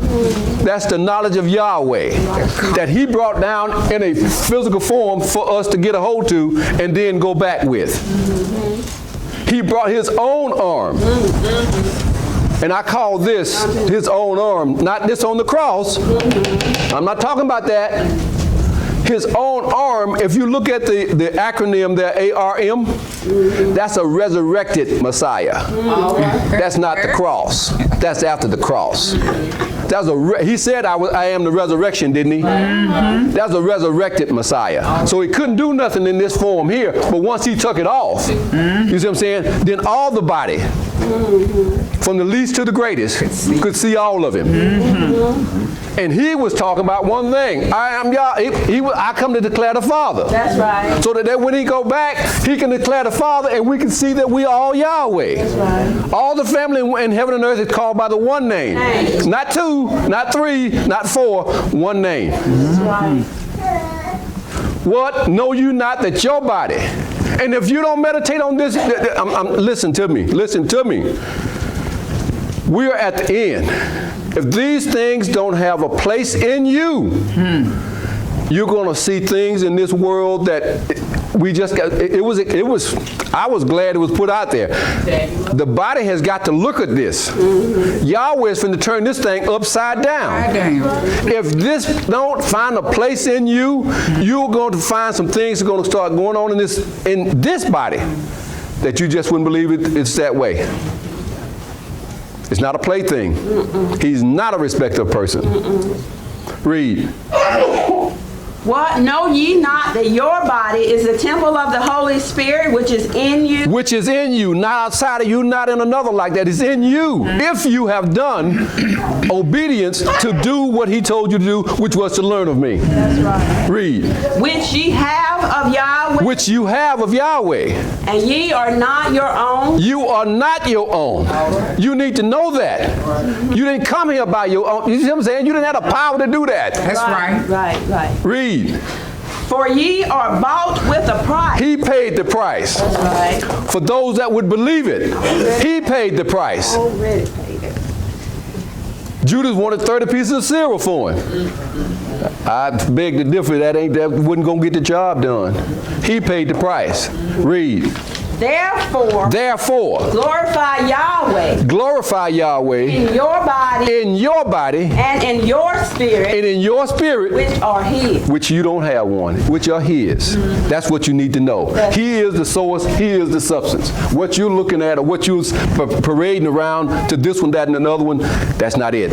You want to see Yahweh alone. And I'm not talking about this figure on the chart. That's right. I'm talking about the intelligence and wisdom of Yahweh in an organized shape and form for you to understand him as he really is and as he actually exists. We have come to it. Be happy. Get up and praise Yahweh with all that's in you. Be sober. Be diligent. And regardless of what's going on in your everyday life, you are in control of it if you understand who you are. With that, I thank you. May Yahweh bless you. All right.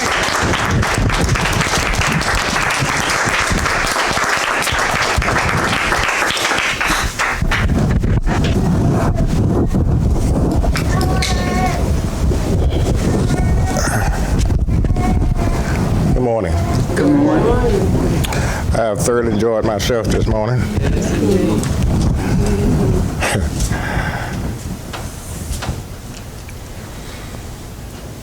I want to reiterate some things that Yahweh had me up last night again. I didn't sleep at all last night. He's constantly revealing to me. And he told me that the things that he has shown me, that everybody is not able to accept it because it's diametrically opposed to how they formerly looked at him. That's right. That's right. That's right. I'll give you this example. When it was shown me that Yahweh conceived the idea of being Yahshua the Messiah, that Yahshua didn't exist until he conceived it back here. A lot of folks couldn't handle that because in their mind, Yahshua have always existed in other creations. Now that's how they thought about it. And that's not the way it is. Right. You understand? Now Yahweh was Yahshua in this one. That don't mean he was Yahshua in all the other ones, that he's going to be Yahshua in that to come. Yahshua is Yahweh. Right. When he finished and completed his mission here, he's sitting on the right hand of the Father right now until Yahweh make his enemies his footstool. Get 1 Corinthians 15:22. I want to try to get this across. And Yahweh told me to simplify it for him. And he showed me how to simplify it, how to put it together, to where it can be clearly seen without any doubt whatsoever. You understand? And also I want Isaiah 65:16. I had some conversation too with some folks that I enjoyed it very much. That's right. Because we got into some of these things and Yahweh allowed us to express and exchange. That's right. You understand? And I hope they received it because it was true and is true. Right. Nothing is existing but Yahweh and Yahweh alone. If that's not what you are, you will cease to exist. You understand? Everything is Yahweh in one form or another, whether it's a physical or spiritual, it's still him. There's no other source of substance. Well, I'm not going to leave it right there because, see, he showed me how to get into that, but I ain't going to have the time to do it today. That source of substance. It was pretty and beautiful to me when he showed me that last night. And I didn't mind staying up all night because I got all day to sleep. You know what I'm saying? But go ahead and read that. 1 Corinthians 15:22. Yes. For as in Adam, all died. All died. I want you to understand something here. That's talking about Yahweh taking on shape and form. Right. Yahweh, that's a death. That's right. For him to come down into that, that's a death. Right. And he died so that all that you see can exist. Right. So you got a reference here at the cross, a physical manifestation of it. The lamb slain from the foundation of the world. See, that's why I said I wish that these people have been taught and shown who they are, where they come from, just like the founder did for us. See? Right. Had they done that, then those things would be reconciled in their mind, just like you heard it testified to here. Be reconciled. That's who you are. If you're going back to pure spirit, folks, don't you understand that nothing coexists with Yahweh? That's right. That you got to be that. That's right.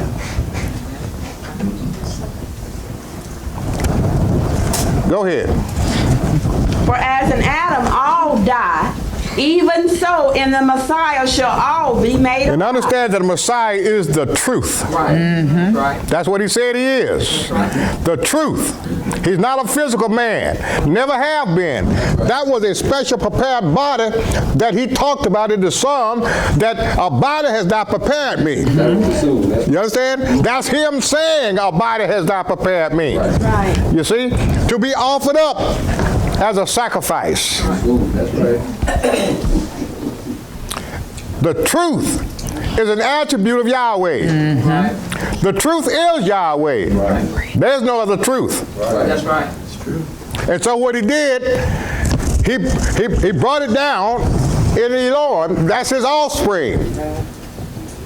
You understand? That's an offspring of Yahweh. Everything else is an offspring of Yahweh Elohim. Right. They don't understand the process by which these things come into being. Because that's the way they're going back. I'm trying. Go read on. But every man in his own order. Every man in his own order. See, Yahweh got this thing set up in time when you coming in. Right. That's right. All right. That's right. So the body can be edified. It's the body edifying itself. See? Paul talked about it in the 4th chapter of Ephesians. Same Holy Spirit speaking. Not a different one. Read. But every man in his own order, the Messiah, the first fruit. He's the first fruit that come up out of the ground. Right. And after his resurrections, from Adam, the patriarchs, all the way down, got up out the grave.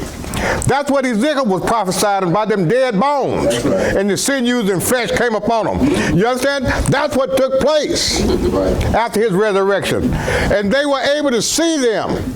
You understand? A select few, as the book said, was selected to see, and you understand? And witness to that. Hymenaeus and Philetus thought that the resurrection was over when he saw that. And they argued with the Apostle Paul, because he told them the resurrection was not over. But they contended with him and they wouldn't accept correction. That's why he turned them over to Satan. Right. But the resurrection is ongoing. Right.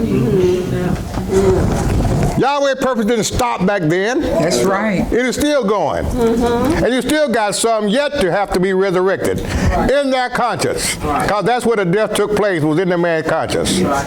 See? Yahweh got to get back in the man's conscience and rule and govern for his right to be there. Let me try to do it like this.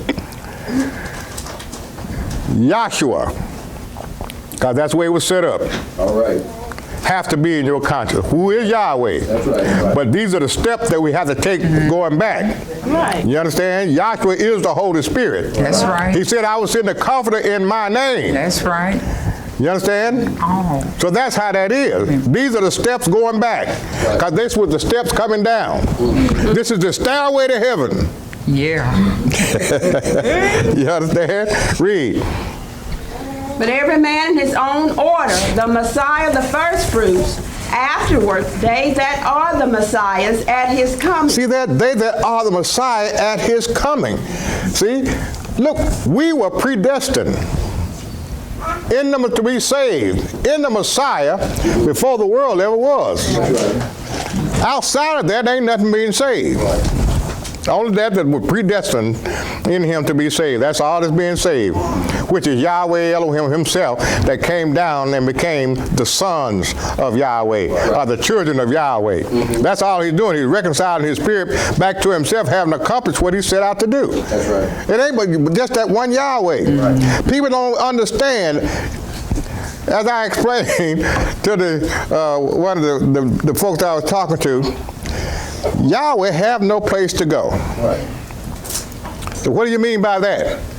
He's all that exists. All it is, that's right. There's no outside of him. He's all that exists. So where is he going? See? He has to move within himself. He set up an eternal purpose within himself, and he's constantly moving. And I hope I get to what I'm trying to get to here. That's why you had all them creations before. Yahweh been creating throughout eternity, and he can't stop, because that's how he lived, that's how he moved, that's how he have his being. That's eternity.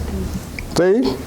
Now he paused and rest, then he come up with another idea of a creation and what he want to do. You understand? Eternal, right.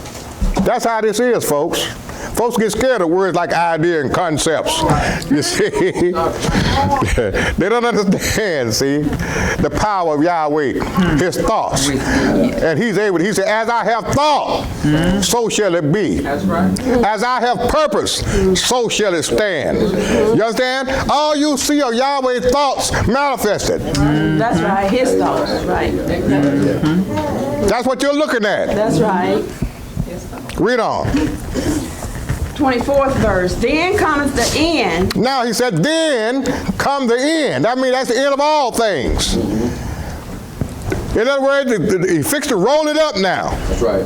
Take it back. Read. Then cometh the end, when he shall have delivered up the kingdom to Yahweh. Now the kingdom is the Messiah. And all those that are in the kingdom are the same as the Messiah. Right. That's why he wrote it like this.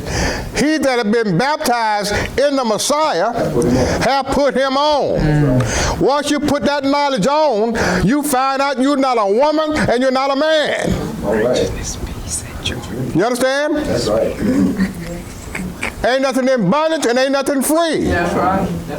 No male, no female. You understand? No Jew or Gentile. Right. But we are the same as he is. Right. John wrote in 1 John 4:16, 4:16, I believe it is. He said that we are as he is even now, just like we are right now. We the same as Yahweh. But finish that up.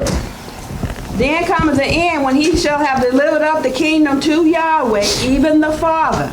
When he shall have put down all rule and all authority and power. For he must reign. Joshua must reign. Till he hath put all things. Until he who? Yahweh had put all things under his feet. That's why he must reign. Now watch. After that then, he got to go back to the Father. Right. That's right. That's who he is. They all often talk about Yahshua being Yahweh in the sonship degree. Well, Yahshua got to be Yahweh in the fathership degree. The full degree. You got to go back where he come from. Listen, once he accomplishes his purpose and have saved, then he's not going to continue to be a savior when he's already saved. That's right. Right. You understand? He's accomplished his purpose. Fullness of time. He's back to being who he is. The all. I didn't say all in all either. I said the all. And all. And when you say all in all, you mean you got something that he's in. You understand? And that's all. All right, read on. For he must reign till he hath put all enemies under his feet. The last enemy that shall be destroyed is death. Is death. See? And Yahweh created death. Death didn't exist before he did that. Right. Death had to be created. To be destroyed. There was no such thing. It was an idea that he had. Right. You see? And he put it to motion. Or he brought it to be. Listen, ooh-wee.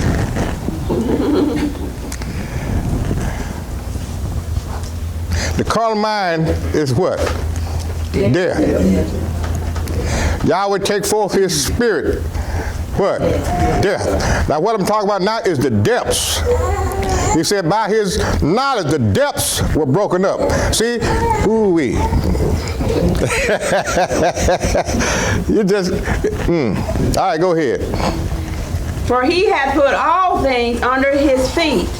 But when he saith, all things are put under him, it is manifest that he is excluded. See, it is manifested that he is excluded, which did put all things under the Messiah's feet. Right. Yahweh is not under the Messiah's feet. Right. That's right. See? Read. And when all things shall be subdued unto him, then shall the Son also himself be subject unto him that put all things under him. He got to go back to the Father. Now, that's the purpose have been accomplished. Now he's right back like he was. I remember the young lady asked me, he said, well, where we going to be?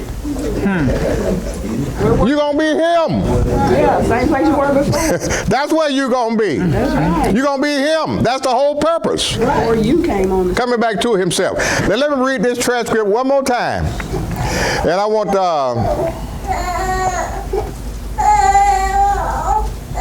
1 Peter 5th chapter. 1 Corinthians 3:16. Isaiah 65:16.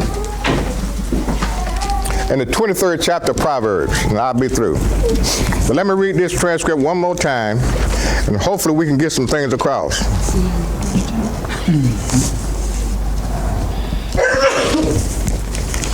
This is 2300 Days in the Millennium transcript. This is Dr. Kinley. That little carnal mind you got there don't mean nothing to me. You can't do no arguing with me. And if you jump up, all you're going to get out of yourself, and I don't care where you come from, even if you drop down from heaven, that's what you're going to get down here, talking about the truth. Can I get smart? You're talking to the Creator embodied here. You're trying to tell me I don't know what I've done. And I don't know how it works. Let me explain that. I told you there wasn't nobody who could tell anything about the thing but Yahweh himself. Now it must be, now here's what I mean by what I just said. I mean that you are Yahweh yourself incarnated in a physical body. When you come to yourself and realize who you are.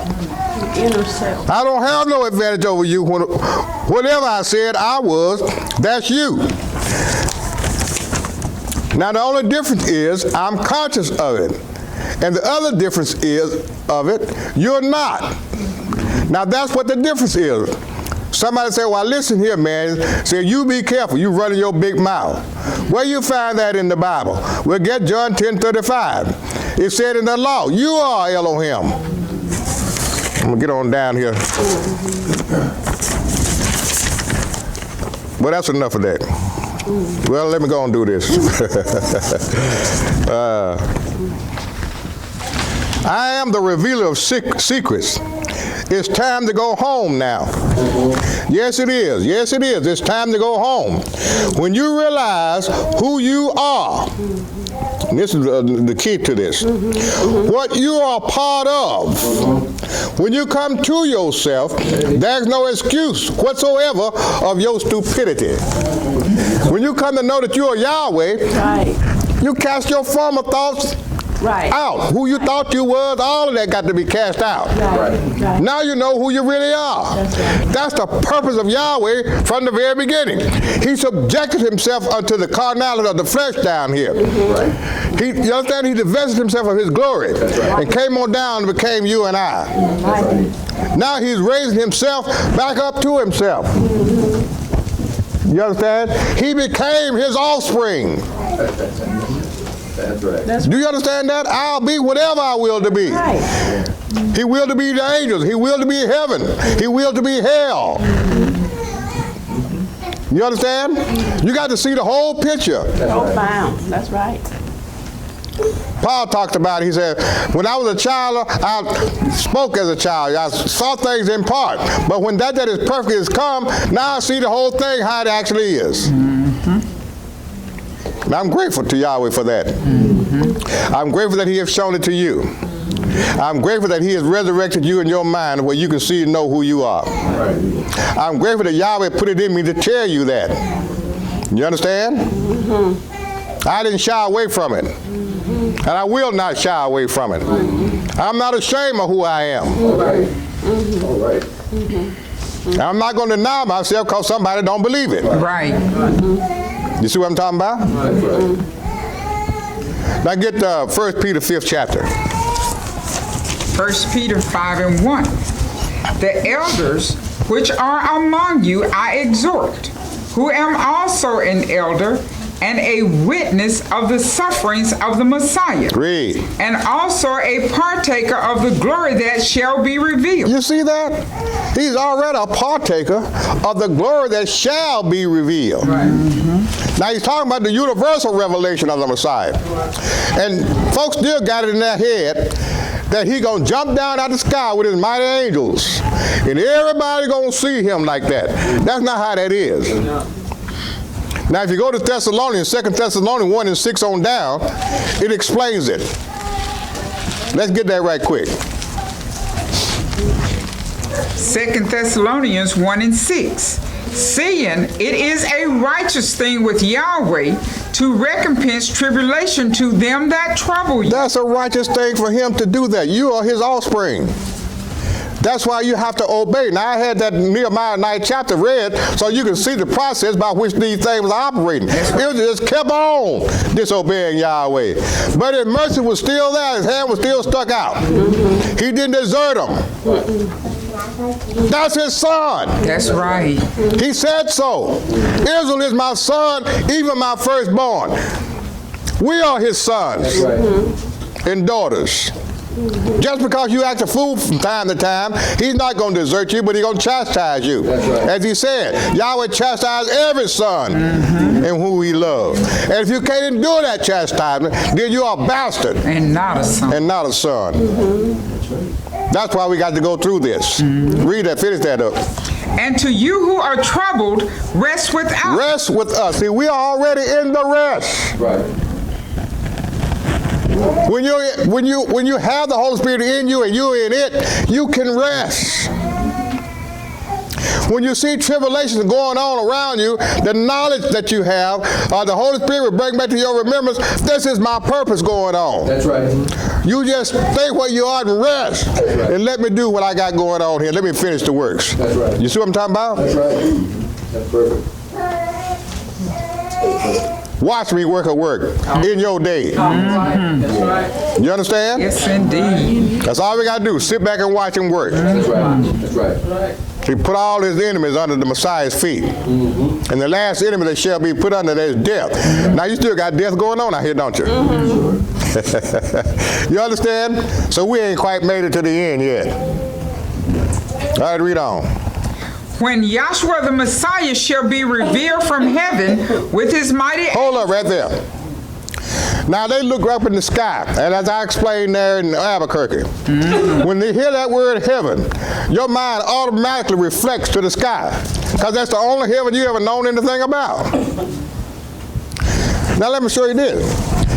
When Yahweh spoke to Israel from Mount Sinai, he was on top of this mountain in that cloud. He said, you have seen that I have spoken to you from heaven. That's right. Yahweh Elohim, that's heaven. Look at the pattern. Most holy place, court roundabout. As I tried to explain, this is a superincorporeal body, or this is a schematic or a pattern. You understand? First heaven, second heaven, third heaven, that's coming down. Going back, first heaven, second heaven, third heaven. That second heaven always going to be the transition. You understand, the transition of spot, a place where everything will transition coming down through Elohim into the physical, and it must transition through him going back. That's right. Right. Now you got angels embroidered on these veils, right? You got angels embroidered on the veils in the holy place and the most holy place. That's right. That's heaven. That's Yahweh Elohim.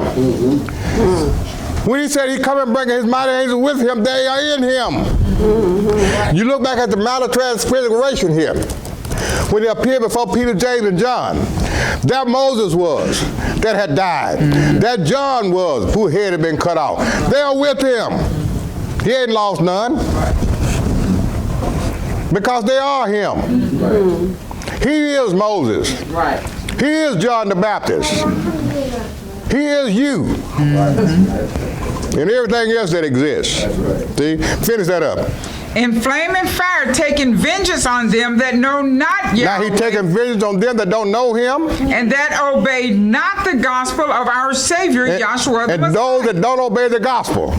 Read on. Who shall be punished with everlasting destruction from the presence of Yahweh. From Yahweh's presence. And from the glory of his power. So he, ooh-wee, you see that? From the glory of his power. See, that's what we are inheriting them, people.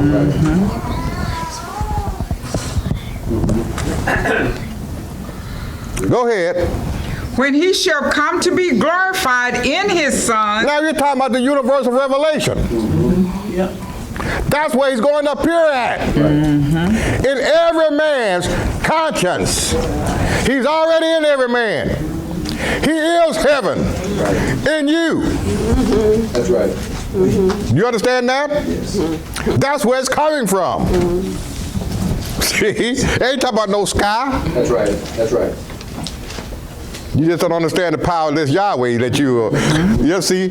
All right, go ahead. And to be admired in all them that believe, because our testimony among you was believed in that day. Right. Wherefore also we pray always for you, that our Elohim would count you worthy of this calling. You see that? Would count you worthy of this calling. And fulfill all the good pleasure of his goodness and the work of faith with power, that the name of our Savior, Yahshua the Messiah, may be glorified in you, and ye in him. And you in him. According to the grace of our Elohim and our Savior, Yahshua the Messiah. Now that's how it is. He's coming to be glorified in us. That means he's coming down into your consciousness. Listen, well, it might mess somebody up. But he's coming down into your consciousness in totality. Now I can read this for you. I think it's the 3rd chapter of Ephesians, maybe. I'm just scattering all over the place here now. Don't forget the ones I called out, because my mind is running right now. What did I just say? 3rd chapter of Ephesians.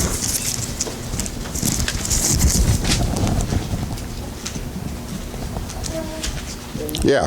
Start at 3 and 17. Ephesians 3:17, that the Messiah may dwell in your hearts by faith. The Messiah shall dwell in your heart by faith. Read. That ye, being rooted and grounded in love, may be able to comprehend with all the sons what is the breadth and length and depth and height, and to know the love of the Messiah. Listen, and to know the love of the Messiah, which do what? Which passeth knowledge. Knowledge of what? Knowledge of the Father and his purpose and his plan. That's right. Now he passes knowledge to you for what reason? Read. That ye might be filled with all the fullness of Yahweh. Now see, not my words. Right. That he passes on to you so you can be filled with all the fullness of Yahweh, the totality of it. It's not in part. The only reason you call it part because you're looking at a physical body. Yahweh fills this room. He fills heaven and earth. Right now I'm talking about. He's in every cell, every atom is full of Yahweh. All right. Every cell is full of Yahweh. That's right. Because it is Yahweh. That's right. Can't help but to be. It's just your thoughts about it, your consciousness, you see. That's why he said he got to bring you to that reality. Yahweh is the revealer of secrets, just like he said. All right, now let's go, where we at? Ephesians. Okay, that's enough of that. Let's go back over to Peter. 1 Peter 5:2. Feed the flock of Yahweh which is among you, taking the oversight thereof, not by constraint, but willingly. But willingly, you understand? Not for fear to Now he said, feed the flock of Yahweh. Somebody got to be said earlier that Yahweh will give you pastor of his own heart to feed his flock. That's right. See, read. Not by constraint, but willingly, not for filthy lucre, but of a ready mind, neither as being rulers over them. Not being rulers over them, trying to tell somebody what to do or how to live their life. That's not my job. Come and ask me what should you do. I don't know. You understand? Only Yahweh knows what you should be doing in your life. So you have to follow the dictates of his spirit in you. That's right. Commit it to him, and he will manifest in you what you're to do. That's right. Because if you ask me, I have to ask him. That's right. You understand? That's right. All right, read on. But being examples to the flock. Being examples to the flock, see? And when the chief shepherd shall appear, ye shall receive a crown of glory that fadeth not away. Read. Likewise, ye younger, submit yourselves unto the elder. Yea, all of you be subject one to another, and be clothed with humility, for Yahweh resisteth the proud. He resists the proud. And giveth grace to the humble. Read. Humble yourselves therefore under the mighty hand of Yahweh, that he may exalt you in due time. Every man in his own order. See, he'll exalt you in due time. You ain't got to jump the gun just because you see somebody preaching the gospel and you say, well, I wish I could do that. Just hold on. You understand? Right. He'll fill you with it, but you're going to have to obey. That's right. You got to be obedient. You got to go through trials and tribulations to do what? To kill that old man. That's right. That's right. Because you ain't going to get rid of it yourself. You don't have the power to do that. Right. That's right. He have to kill it all for you by sending you through trials and tribulations. To where you get to your wits' end and you got nowhere to go, nowhere to turn to but him. And he just consume and burn that carnal mind right on up. You understand? So that you can see who you really are. That's right. And understand what the purpose is. Read. Casting all your care upon him. Cast all of your cares upon him. For he careth for you. You understand? He ain't got no care for this life or this world. That's right. You understand that? That's right. I hate this life. See? All right, read on. Be sober, be vigilant, because the adversary, your enemy, as a roaring lion, walketh about, seeking whom he may devour. Seeking whom he can devour. You understand? While he sees you, he walking by you. We're talking about spirit now. Trying to break in. Okay. He's come to you in the form of thoughts. Right. That's right. That's right. That's right. You understand that? Just like Yahweh come to you in the form of thoughts. That's right. You understand that? Right. Now they're either righteous or unrighteous. These 7 things. That's why he said in the 10th chapter of 2 Corinthians, bring into captivity every thought Right. that exalts itself against the knowledge of Yahweh. Bring it into the obedience of the Messiah. Put it under your feet. Right. That's right. Stop thinking, Oh, yeah. because your thoughts are not his anyway. That's right. Finish that up. Because the adversary, your enemy, as a roaring lion, walketh about, seeking whom he may devour, whom resist steadfast in the faith. That's right. See, you resist the adversary. Right. You resist those thoughts that come in and try to get you to go out and disobey what Yahweh has told you and shown you how you're supposed to walk in this world. Out there defaming his name. You understand? You resist them things. That's the adversary putting that in you. See? Now, if the Messiah was on the throne, whose right it is to be there, then those thoughts couldn't have come in. They'd have passed by you. You'd have looked at them, but they wouldn't have come in. Because once you let them in, then you have married that thought. That's right. You understand? That's right. And you go over there in the first chapter of James, you understand? See, once it's matured, then you're going to carry it out. And it brings about death. You understand what I'm saying to you? All right, read on. Who resist steadfast in the faith, knowing that the same afflictions are accomplished in your brethren that are in the world. That's right. Everybody, all the sons are going to go through the same thing. Trials and tribulations. Can't help that. That's a part of the cleaning up process. Right. Read. But the Eloah of all grace, who hath called us unto his eternal glory by Yahshua the Messiah. Now he called us to his what? Eternal glory. And I already showed you and told you, and Yahweh said himself, there's nothing co-eternal with Yahweh. Nothing with or without shape and form is co-eternal with him. That means you got to be him. Right. That's what he's... Go ahead. After that, ye have suffered a while. After you suffered a while, Make you perfect. he make you perfect, Establish. strengthen, Strengthen. And settle you. and settle you. You see how that works? So you got to go through that death process. You got to die to that. And that death is painful. It is. Both spiritually and physically. That's a painful death. See? But you ain't going through what the Messiah suffered. That's right. That's right. You ain't nowhere near that. You understand? All right, let's go to the 23rd chapter of Proverbs, and then we go to 3:16. 1 Corinthians, and I'll be through. 23 and 1. 23 and 1. Proverbs. When thou sittest to eat with a ruler, Now, when you sit down to eat with a ruler, consider diligently diligently what is before thee. what he has placed before you. Okay. I think one of the questions that was asked on the thing, if you will, we'll do this after class, get those scriptures that we talked about last night and have it ready. Consider diligently what has been put before you. Read. And put a knife to thy throat, if thou be a man given to appetite. You see that? Cut your own throat. Right. If you be a man given to appetite, you eat just anything.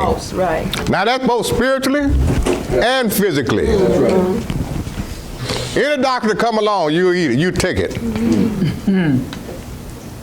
Read. Be not desirous of his dainties, for they are deceitful meat. They are deceitful meats.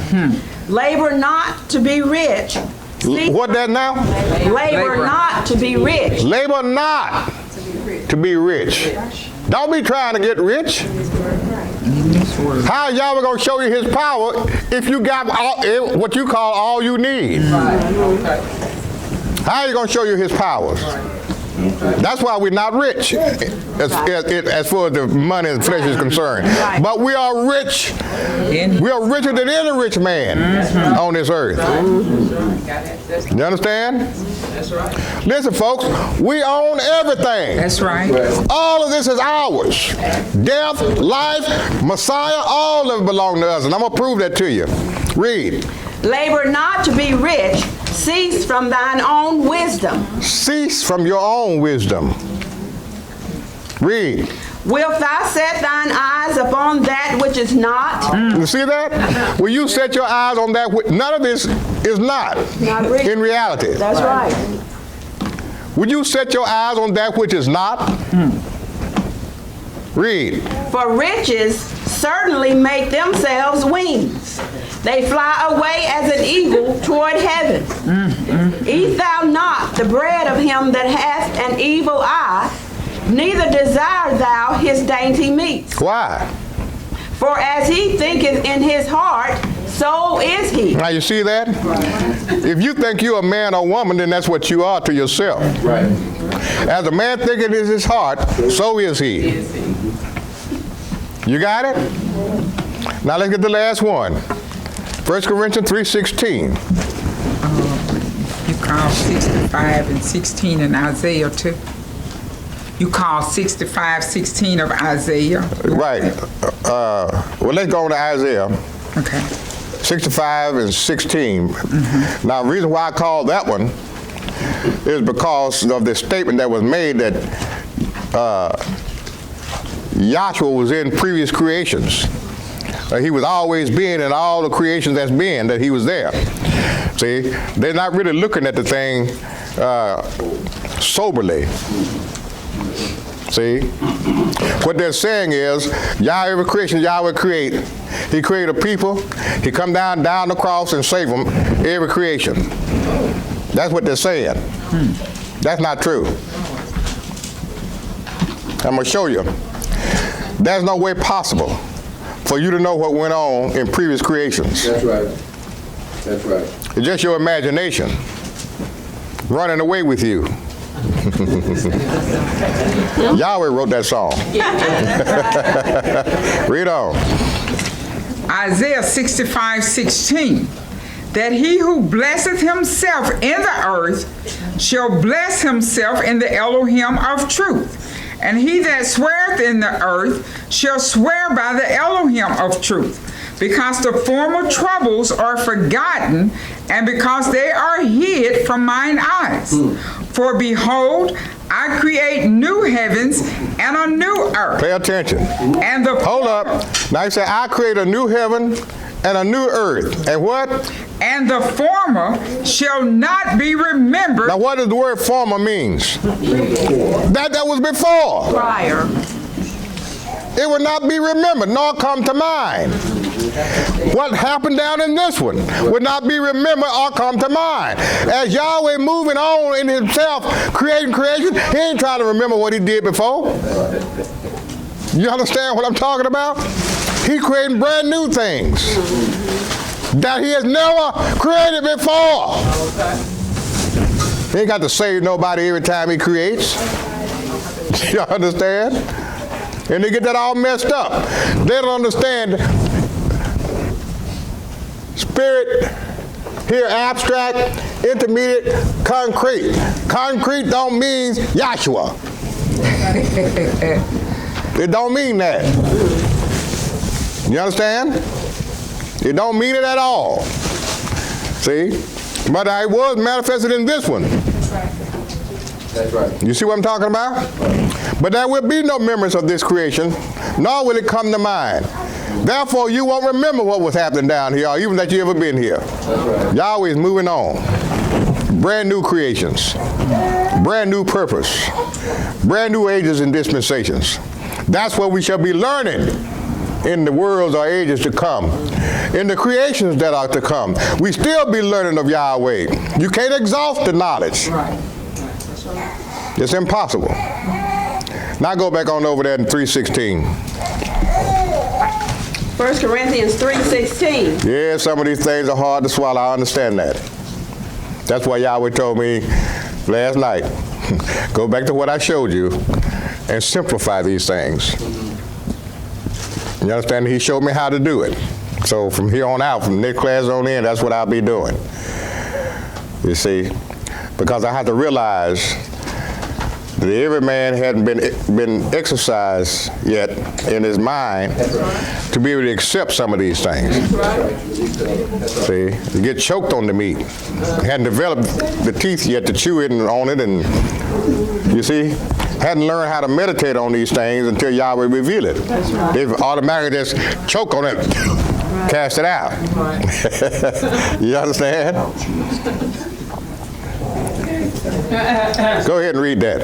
1 Corinthians 3:16. Now I want you to pay attention to this. See, folks always accuse me, talking about you always like to get into deep things. Well, yeah, I do. Because that's how I'm satisfied. I have to know the essence and the origin of things for me to be complete and understand what it's about. The Spirit searches all things, yea, even the deep things of Yahweh. That's what was given to me. That's my gift. I don't covet another man's gift. I learn from it. Right. But what's mine is mine, and I exercise it. And this is what Paul, you talking about Paul said some things that are hard to be understood. Listen to what he's going to say now. Know ye not that ye are the temple of Yahweh, Don't you know that you are the temple of Yahweh, and that the Spirit of Yahweh dwelleth in you? and that the Spirit of Yahweh dwell in you? How often do you have to keep saying this before you get it? Read. If any man defile the temple of Yahweh, him shall Yahweh destroy. Now, then we go in there and show you many, many times in Mark 7:14 or 14:7 what defiles the temple of Yahweh. Right. It's not what goes into the body. Right. It's what comes out. That's right. Evil thoughts, adultery, fornication. That's what defiles the temple. Right. You understand? Right. Read.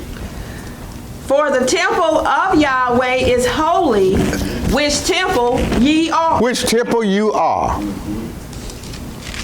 You are not your own. You can't go around doing whatever you want to do. Read. Let no man deceive himself. Now, see, it's bad enough for somebody else to deceive you, but let no man deceive himself. Read. If any man among you seemeth to be wise in this age, let him become a fool. Let him become a fool. That he may be wise. So that he can be made wise. See, your wisdom, it don't count. For when in the wisdom of Yahweh, the world by his wisdom don't know him. That's right. Neither can they know them by their wisdom. I told you a man's thoughts can't penetrate this universe and get outside of it. He can't see spirit. It has to be revealed to you. Right. You know how you see spirit? By the understanding that Yahweh gives you. That's how you see it. All right, read on. For the wisdom of this world is foolishness with Yahweh. It's foolishness with Yahweh. Read. For it is written, He taketh the wise in their own craftiness. And again, Yahweh knoweth the thoughts of the wise, that they are vain. They're just vain thoughts. No life in it. They ain't going nowhere. Useless. See, read. Therefore, let no man glory in men. That's right. Let no man glory in men. For all You understand? We ain't giving no man no glory and honor. That's right. You glorify Yahweh in your body and in your spirit, which is his. That's how this is done. And when you hear one on this floor preaching, and it's the truth, that's the Holy Spirit doing that. right. You don't glorify the man, you glorify Yahweh in yourself. Why? Because he's the one that's letting you in and revealing to you what's being said. That's right. That's right. And let me say this too at this point. All glory, all honor, all power, all might goes to Yahweh the Father. That's right. That's right. You understand that? Because he's the one that set this up and started in the first place. And that's why he did it. He said all this was created for his pleasure. You understand? They don't understand that. Right. You know why? Because they're down here in the weeds. Right. And they can't see. Weeds got to be plucked up. That's right. That's right. Yep. And the true seed has to be planted. Right. Yahweh looked and he said, you understand? I planted this good seed in here. Where the hell these weeds come from? I didn't plant that. You see what I'm talking about? Right. It just sprung up. Enemy. There's so much in that Bible, baby. That's right. Yeah. See, the scriptures are good to make one wise. See, if you study a book like Yahweh said, he will reveal to you what it's about. Yes. Read. Therefore, let no man glory in men, for all things are yours. That's what I'm after. Now, that's some hard stuff to swallow what he's saying here. All things are yours. Read. Whether Saul Saul is yours. Read. Whether Saul or Apollos or Kepha or the world Or the world. or life Or life. or death Or death. or things present Or things present. or things to come, Or things to come. all are yours. All are yours. And Now that's hard for a man to accept that. How is it all this mine? Because Yahweh gave it to you. It's him. See, read on. and ye are the Messiah, And you are the Messiahs. and the Messiah is Yahweh. See, it all goes back to Yahweh the Father, where it come from. I enjoyed myself. I enjoyed all of the testimonies, folks. And I hope you did too and got something out of this. And all those who are watching these videos, I hope they get something out of it too. And understand, which if you don't understand it, don't just cast it off. You understand? But just hold on to it and wait for the Father to reveal it to you. You understand? Because everything we're talking about here is true and real. And it must become a reality in you. You got to know who you are and where you come from. So I thank him, and Yahweh continue to keep him blessed.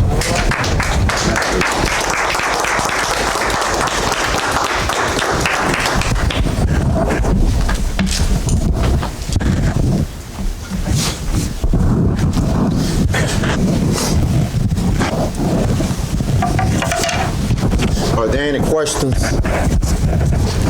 Any comments?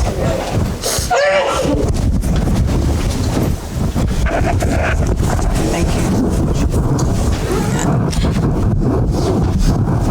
Good morning, afternoon. We did have a question, well, a couple announcements first, for all of you that probably got my text message, but for everybody else who doesn't know. June the 25th through the 28th of June 25th through the 28th of 2020, we are hosting the Meridian Spiritual Summit here in Meridian. So far, though, we've had over 60 people to register already, including, of course, our body, whatever. We have over 60 people that registered. So best thing to do, if you have not registered already, go ahead and register because the space is limited. And once we reach the cutoff time, we won't be able to have anybody else register. So that's one thing. Also, I've enjoyed the testimonies, and I really, really enjoyed the spiritual feast in Albuquerque. I'm so glad, Daddy was able to make it. Yahweh made him strong enough.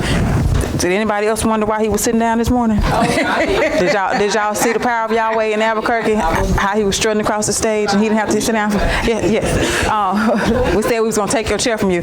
But anyway, what I got out of the whole Albuquerque thing, what I was seeing, and it was said this morning, how that Yahweh really is, the body of the Messiah is really coming together. The unity of the Spirit is real. It really is. Miguel wasn't in Albuquerque. Right. A lot of you heard it, didn't you? I heard it. A lot of some of y'all that came didn't come to Wednesday night's class, but those that came to Wednesday night's class, Janine from Detroit got up and she made the statement that, the reason why it's such a scary thing to say that you're Yahweh is because you don't want to change, because that means you have a responsibility now. Almost word for word what he said. That confirms that it's true. He wasn't even there. Where he at? I ain't pointing, but he wasn't even there.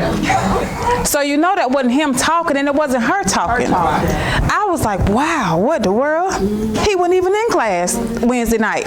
It wasn't even broadcast. Nobody even saw it if you weren't in that building. It wasn't even put up. It hadn't been put up yet. That's the truth of it.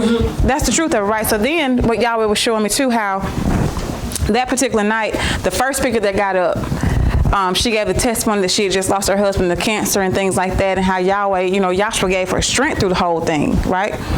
And then a few speakers later, you had Carlos from Pompano Beach, Florida, get up. Him and his wife was in the audience, and he got up and talked about how Yahweh, he had cancer, and the doctors gave him 3 months to live. And he was getting ready to take his 30th chemotherapy treatment in the last 30 months. They gave him 3 months, and he's 30 months out past that, and getting ready to have his 30th chemo treatment or whatever, right? And said that not one time has he been sick. After the treatment, he go home and clean up for his wife and cook for his wife and wash her car and things like that. Yahshua is real. He wasn't healing just back then. He's healing even now. That's right. But what Yahweh showed me with the whole thing, right? Because he made the comment, he was like, this might be my last testimony. I don't know, but Yahshua is real. When I do take this body off, he is real. Because he's going to have to take that body off. And what Yahweh was showing me in that, Yahweh is the one that held him over all those months. For that point, for him to give that testimony. He had that first lady to give her testimony. So when he does pass on, his wife can get strength from the first lady's testimony when she lost her husband to cancer. They don't even know each other. They go to different classes. So I'm saying, I don't get emotional. So this is what I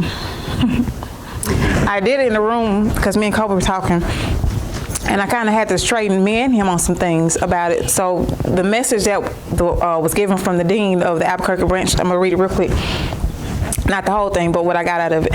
First, it says, as we assemble together for this glorious weekend, let us keep in mind that our main objective is to honor, praise, and glorify our Heavenly Father, Yahweh, through His Son, Yahshua Messiah, and 2 is to preach the unadulterated gospel of the kingdom. We want to be conscious of the fact that new people will be in our midst, seeking to know something for a surety about this great creator of the universe. And we want to do all that we can in trying to impart to them things that are beneficial for the saving of a soul.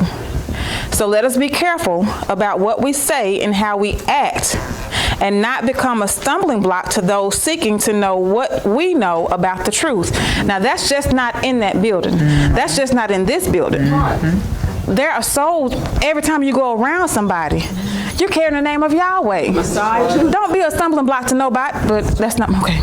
We also want to be mindful of the times that we're living in, and how that the devil, as Peter said in 1 Peter 5:8, be sober, be vigilant, because your adversary, he got that underlined. He ain't Yahweh's adversary. Your adversary, the devil, as a roaring lion, walketh about seeking whom he may devour. Even among our own selves, we have to be careful in how we judge one another.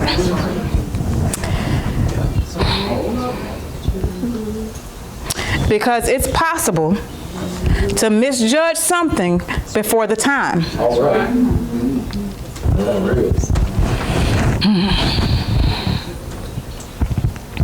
I think the warning given by the Apostle Paul to the Corinthians is appropriate for anybody at all times. He said, examine your own selves, whether ye be in the faith, prove your own selves, not somebody else. That's right. Satan is pulling out all stops and trying to separate, devour, and conquer the sons of Yahweh in order to cause them to lose their souls. We've said it so many times, I don't need no tissue, I'm good. I'm thank you though. Okay. I got throw up on me. Tears ain't gonna hurt me. Satan's not trying to draw you out to play with you now. Right. Kill you. And what Yahweh had me looking at how, when you look at the difference, when Yahweh has told you over and over what you got to stop doing, what you got to cut out of your life, what you need to do for yourself, blah, blah, blah. We got the nerve to have to ask Yahweh a question. Yahweh, well, how am I supposed to do that then? Well, Yahweh, show me how to do it. What am I supposed to do? Just told you. Okay. When it's time to let these things of the world go, we got to question it. And we want to take our time with it. I want the right time for me to let it go. I need the right timing for it to happen. But when it's come to reading your scriptures and stuff like that, Don't want to examine that. what did Abraham do? He didn't stagger when Yahweh, that was his son. But you can't let these earthly, fleshly people go.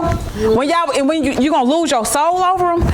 Father, do it. Come on now. All right, let me finish. That wasn't even my point either. So, Satan's pulling out all stops and trying to separate, devour, and conquer the sons of Yahweh in order to cause them to lose their souls. But if we keep in memory that what we've been taught about the purpose of Yahweh, the good and the bad, we'll be able to discern and not be deceived with the wiles of the devil. I think it necessary at this time to remind you of something the founder oftentimes said to the assembly. This is a transcript called Set Me as a Seal. Dr. Kinley, Yahweh is love. God is. And there's no way for you to quench it. There's no way to drown it. It's no way to run from it. Say, listen here. How do you know whether you're saved or lost? See, you don't have to move off your seat. Keep your seat. Keep your seat. John wrote it this way. We know that we have passed from death to life. How you know it? When we love the brethren. Now, if you don't love the brethren, then you know you haven't passed from death to life. Now, we talked about what's death. Carnal mind is death, right? Spiritual mind is life, right? How do you know you still got a carnal mind? When you don't love the brethren. Okay. Oh. Now, it ain't no need in arguing around about it. You don't have to go around asking nobody, how am I doing? You don't have to bother with nothing like that. Sit right on your seat, right where you are, and if you don't love the brethren, you're lost. That's what your troubles are. I don't care who you are. And that's how you know personally and individually. Oftentimes, this is what we do unconsciously. We do it unconsciously. We'll get some silly notion in our head, some doctrinal notion, and because somebody else don't see it like we do, we snub them. Ain't nobody saved but you. Now that don't make no kind of sense, does it? That's the reason why I've always been free with this pulpit. If there's anybody around that knows any more about it than me, or even if you don't know as much as it about me, as me, and I don't care about your skirts or your pants either. Yes, indeed, there's neither male nor female, born nor free. I think they meant bond nor free. So now I want to put it down there just like it is. And he said, think on these things and let us run with this race with patience, looking unto Yahshua, who is the author and finisher of our faith. So I'm saying that to say this. Now, of course it bothers us when we hear somebody, even from the floor, say, oh my God, Lord have mercy. It bothers you. It does. But what I'm guilty of is snubbing people when they do that. Like, oh, let me go, because I know they ain't got it.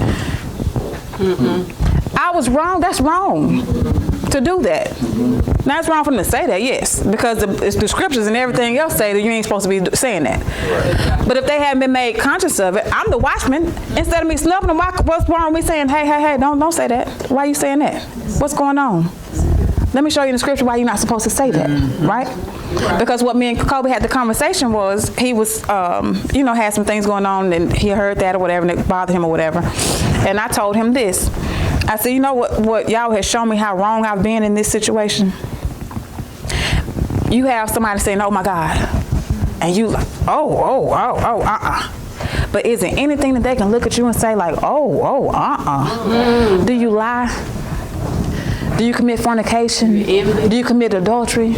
Do you envy? Is it something in you that somebody can say, So who are you to judge them?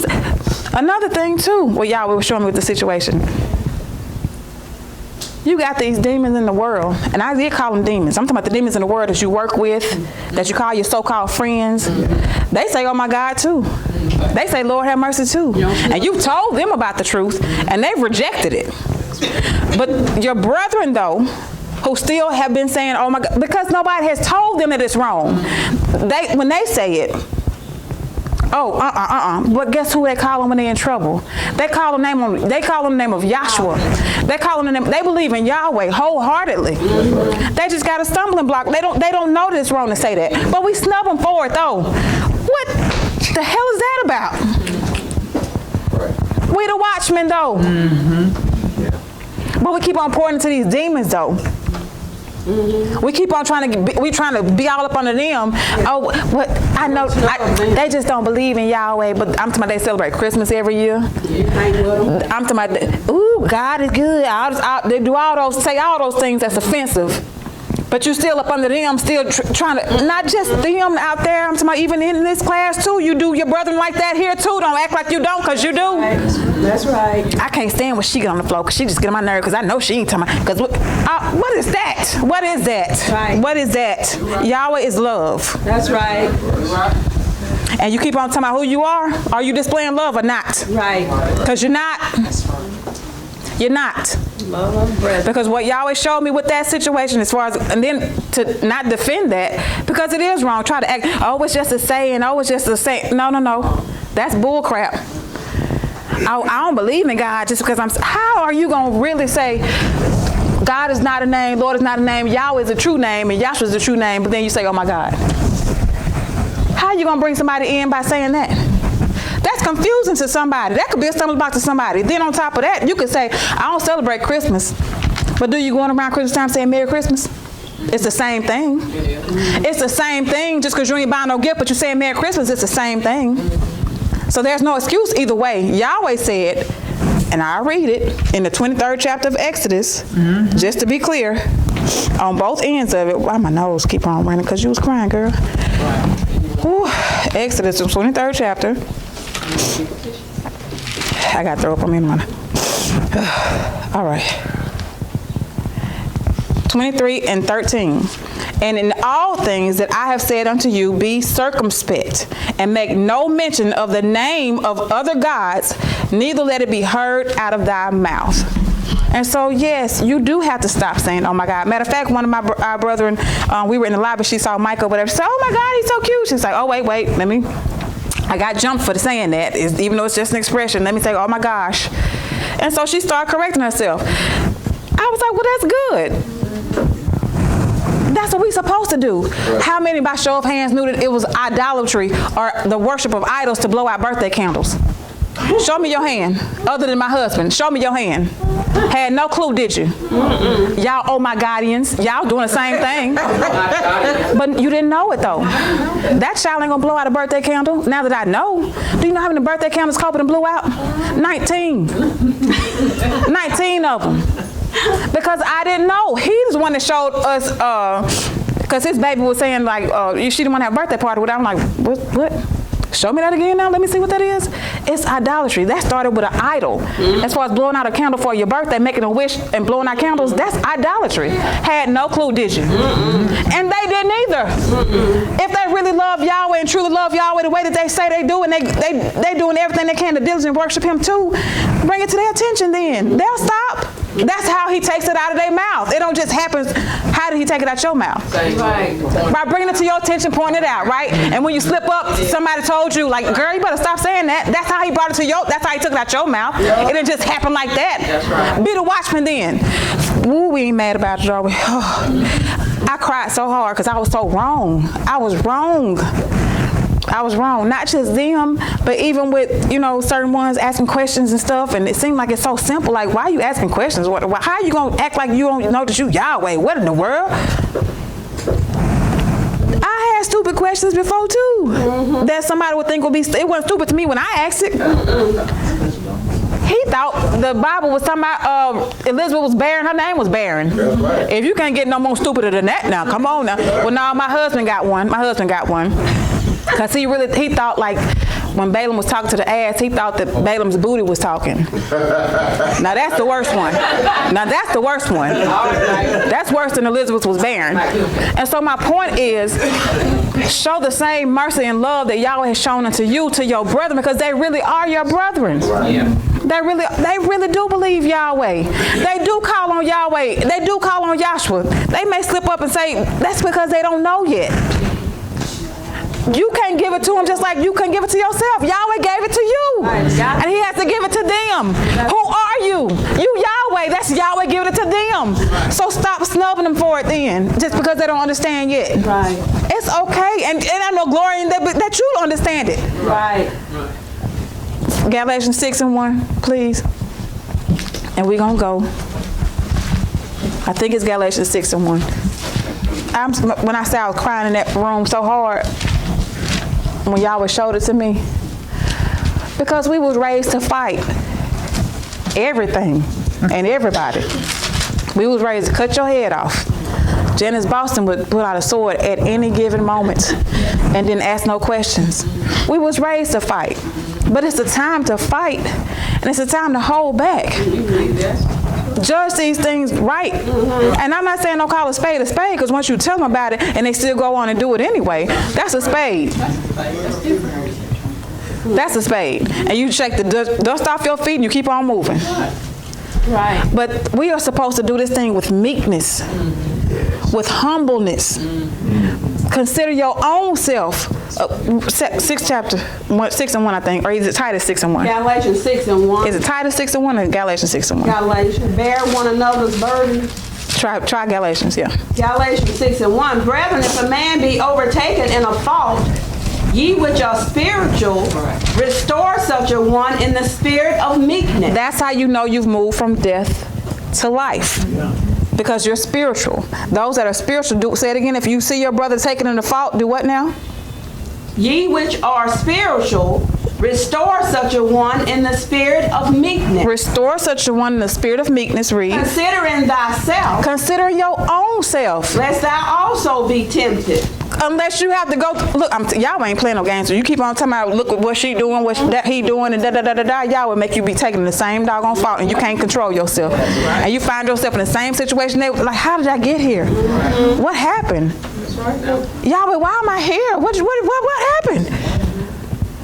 And he got the same one that got to take them out of it. Got to be the same one because it's not about us like that. Right. It's your love for the brethren. Keep reading.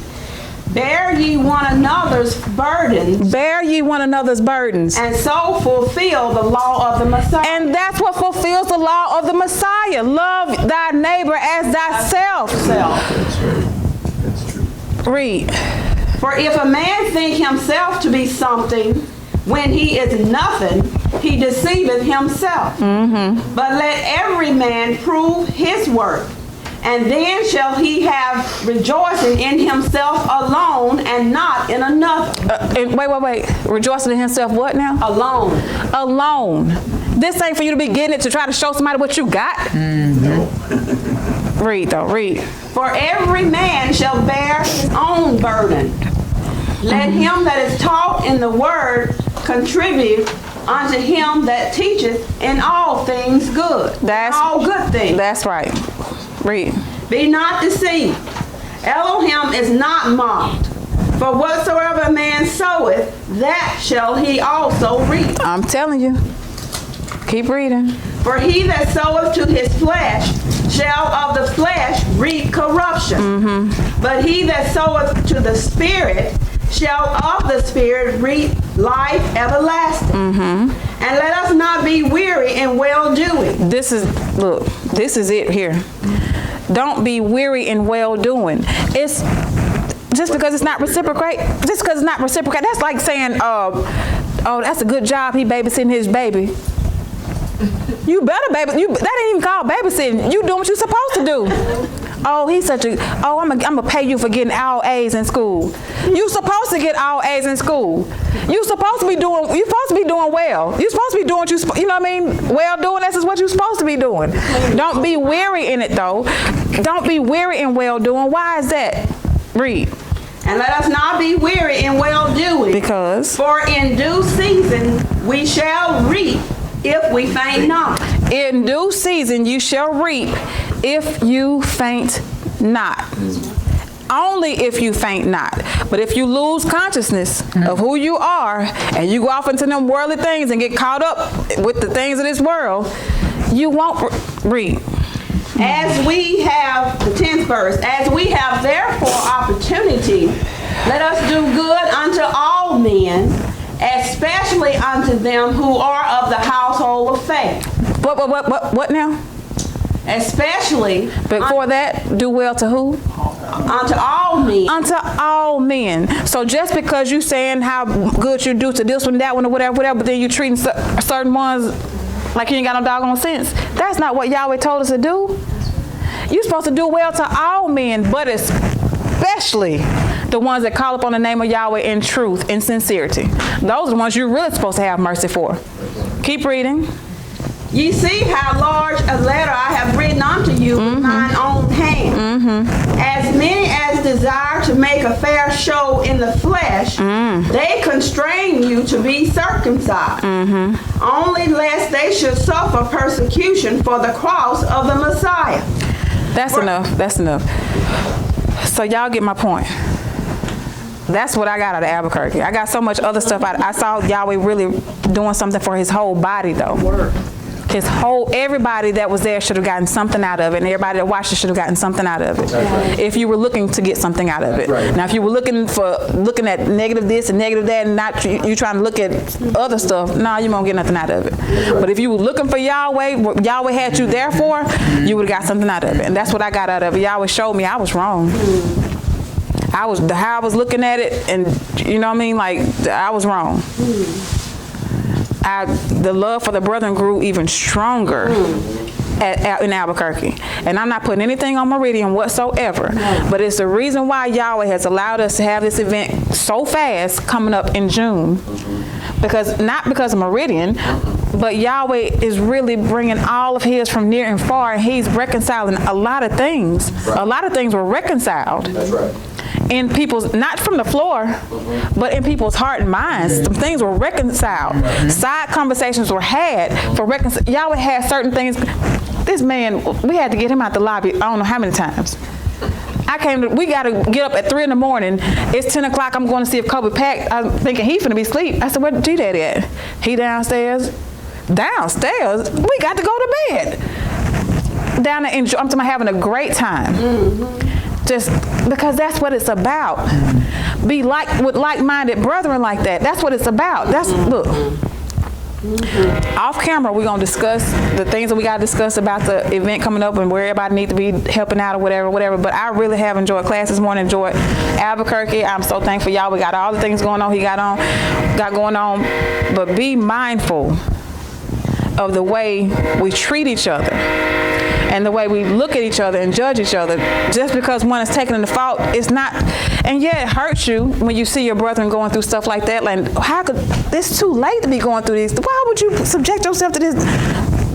This is Yahweh's will, though it's his purpose. You got to be cleaned up some kind of way. And so we just got to be mindful of these things. So the question that was given, real quick, that we had, and we really appreciate all the questions. So this is the question. We all have family members that don't know Yahweh, and we share with them. We also may have grandchildren. Do we disconnect from them because we know Yahweh? I need some understanding with this. Also, with these holidays, Thanksgiving is coming up. Do I not participate with them knowing that it is a tradition? We know that Thanksgiving is every day with Yahweh, and that's the question. And so, you have some scriptures? The one I did remember for you is 1 Corinthians 10, started at the 19th verse, all the way through the 31st verse. Okay. 1 Corinthians 10, 19, what was the other one?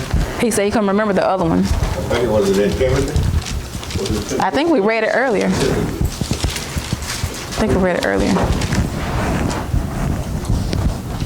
My mind ain't about the prep no more. I can't remember nothing. But this is what I will refer to.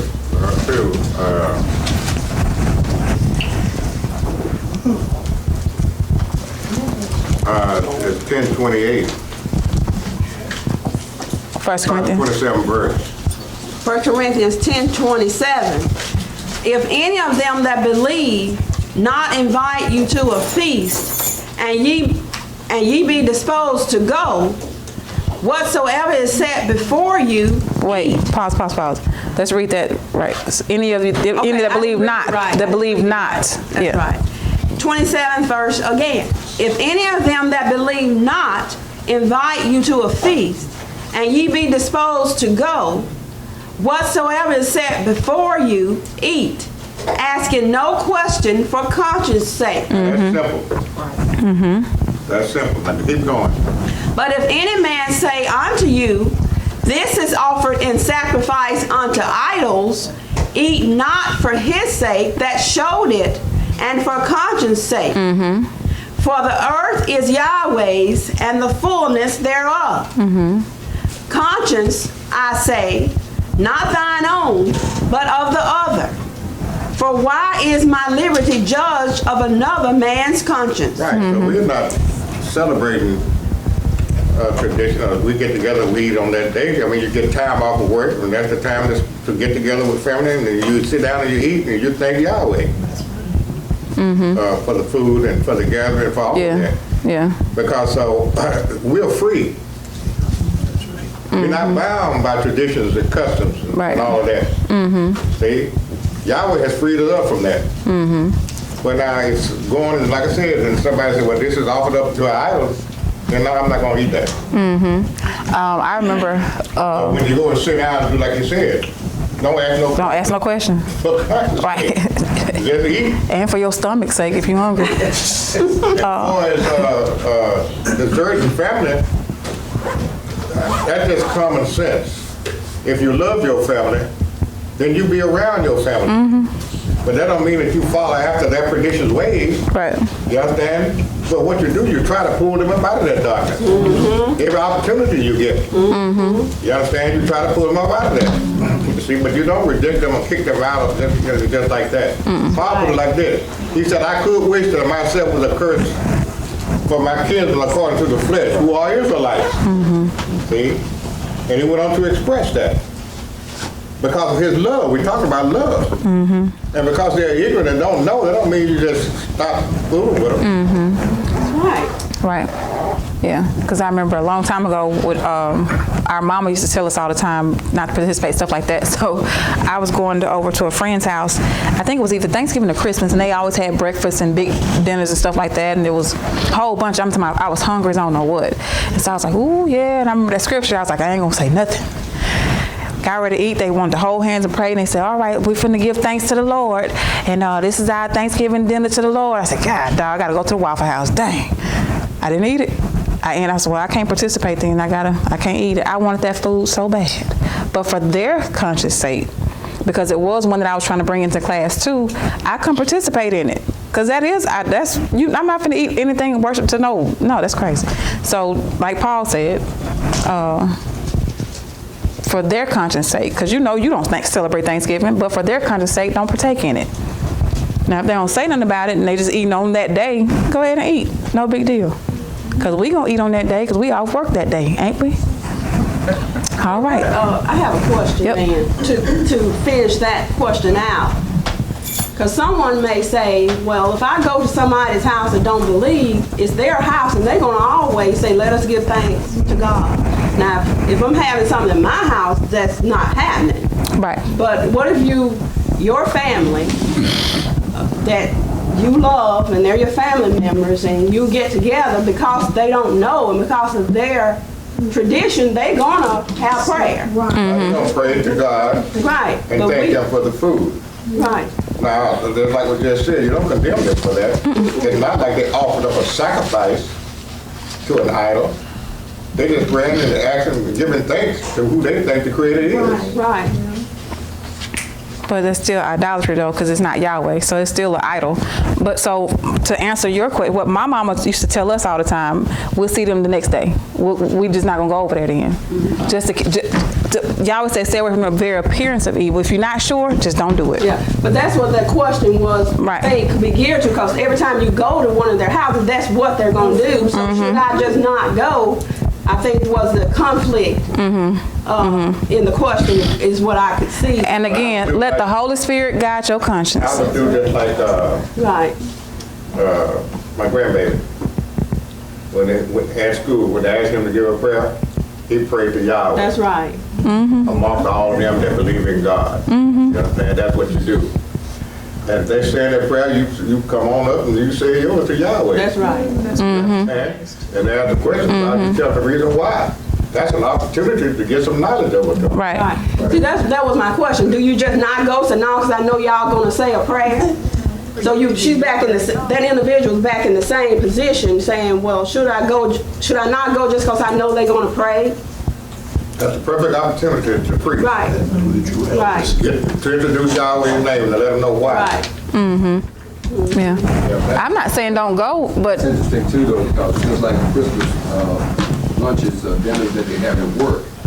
Okay, well, when I told them in the beginning that I don't believe in God, and so I didn't go. Right? So for 20 years or 30 years I've been there, they still do it, but they know not to expect me to be there. Right. I told them. Right. I don't. That's not what I'm Right. Right. And you still respect your coworkers, and you'll eat lunch with them any other day, but because this is the day that you're doing this to idol, I'm not doing it. I'm going to participate. Right. But let the Holy Spirit guide your conscience in it, but just use... Right. As long as there's no condemnation. Right. That's what Dr. Kelly said. He said, look, I'm here to tell you how to live your life.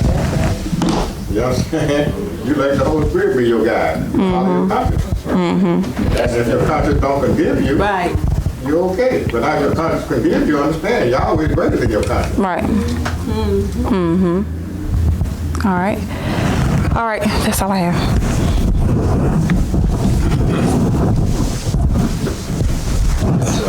Exegetical analysis, we need to next time, that paragraph in that exegetical analysis, what we do next time? Yeah.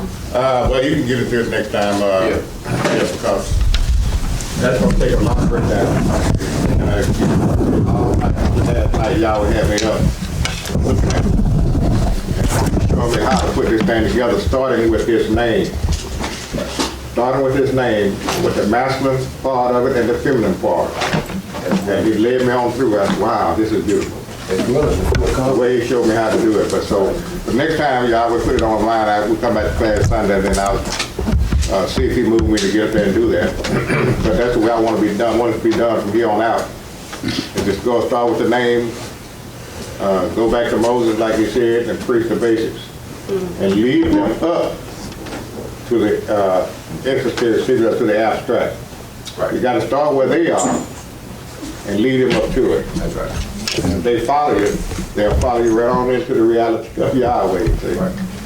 Other announcement, we have a visitor. I think the brother from Arkport, New York, will be coming the 18th of this month. That'll be Monday. Be here 10 days. The 18th is tomorrow. Right. That's tomorrow. I met him in Albuquerque, and he made sure let us know that he was going to be coming. He's going to be doing a job down in Pachuca, but I think he'll be staying in Meridian. So for the 10 days that he'll be here, I told him, we have class accordingly when we have visitors come in, so we do whatever y'all. You gave my number, right? Well, that's the other thing. I want to try to figure out, find the Arkport number and get that to get us. I got it, but I can't find it right now. You didn't put it in that file. Because I talked to him too, and we didn't exchange numbers. And I wanted to do it. I know we did, but and I thought about it afterwards. I was wrong. I should have gave him my number. Yeah, we'll get it though. I'll get it between now and tomorrow, and we'll have his number. But also, I got to go to Rochester tomorrow, and I won't be back until Wednesday. So I do want to give his number to somebody so he can call. He can call and make we'll let him know that we're aware he's here and something else.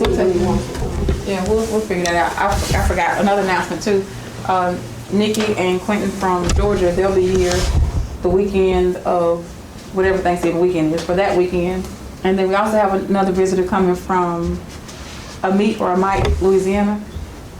She called from the Oceanside Facebook group or whatever. She actually was the wife of Richard Davis, the guy that had the motorcycle accident that Dr. Kinley had to bring back to life. She's actually coming that same weekend. So that particular weekend we're gonna have some things going on and all that stuff. We're going to have potluck. Yes. I might fix the potato salad then.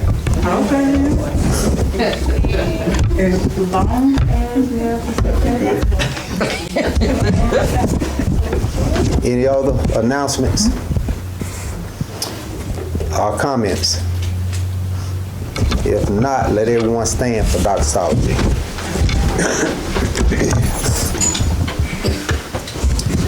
Now unto him that is able to keep you from falling and to present you faultless before the presence of his glory with exceeding joy, through the only wise Elohim, our Savior, through Yahshua the Messiah, our Sovereign, belong glory and majesty, dominion and power, both before all times, now and forever. Let us all say, Hallelujah.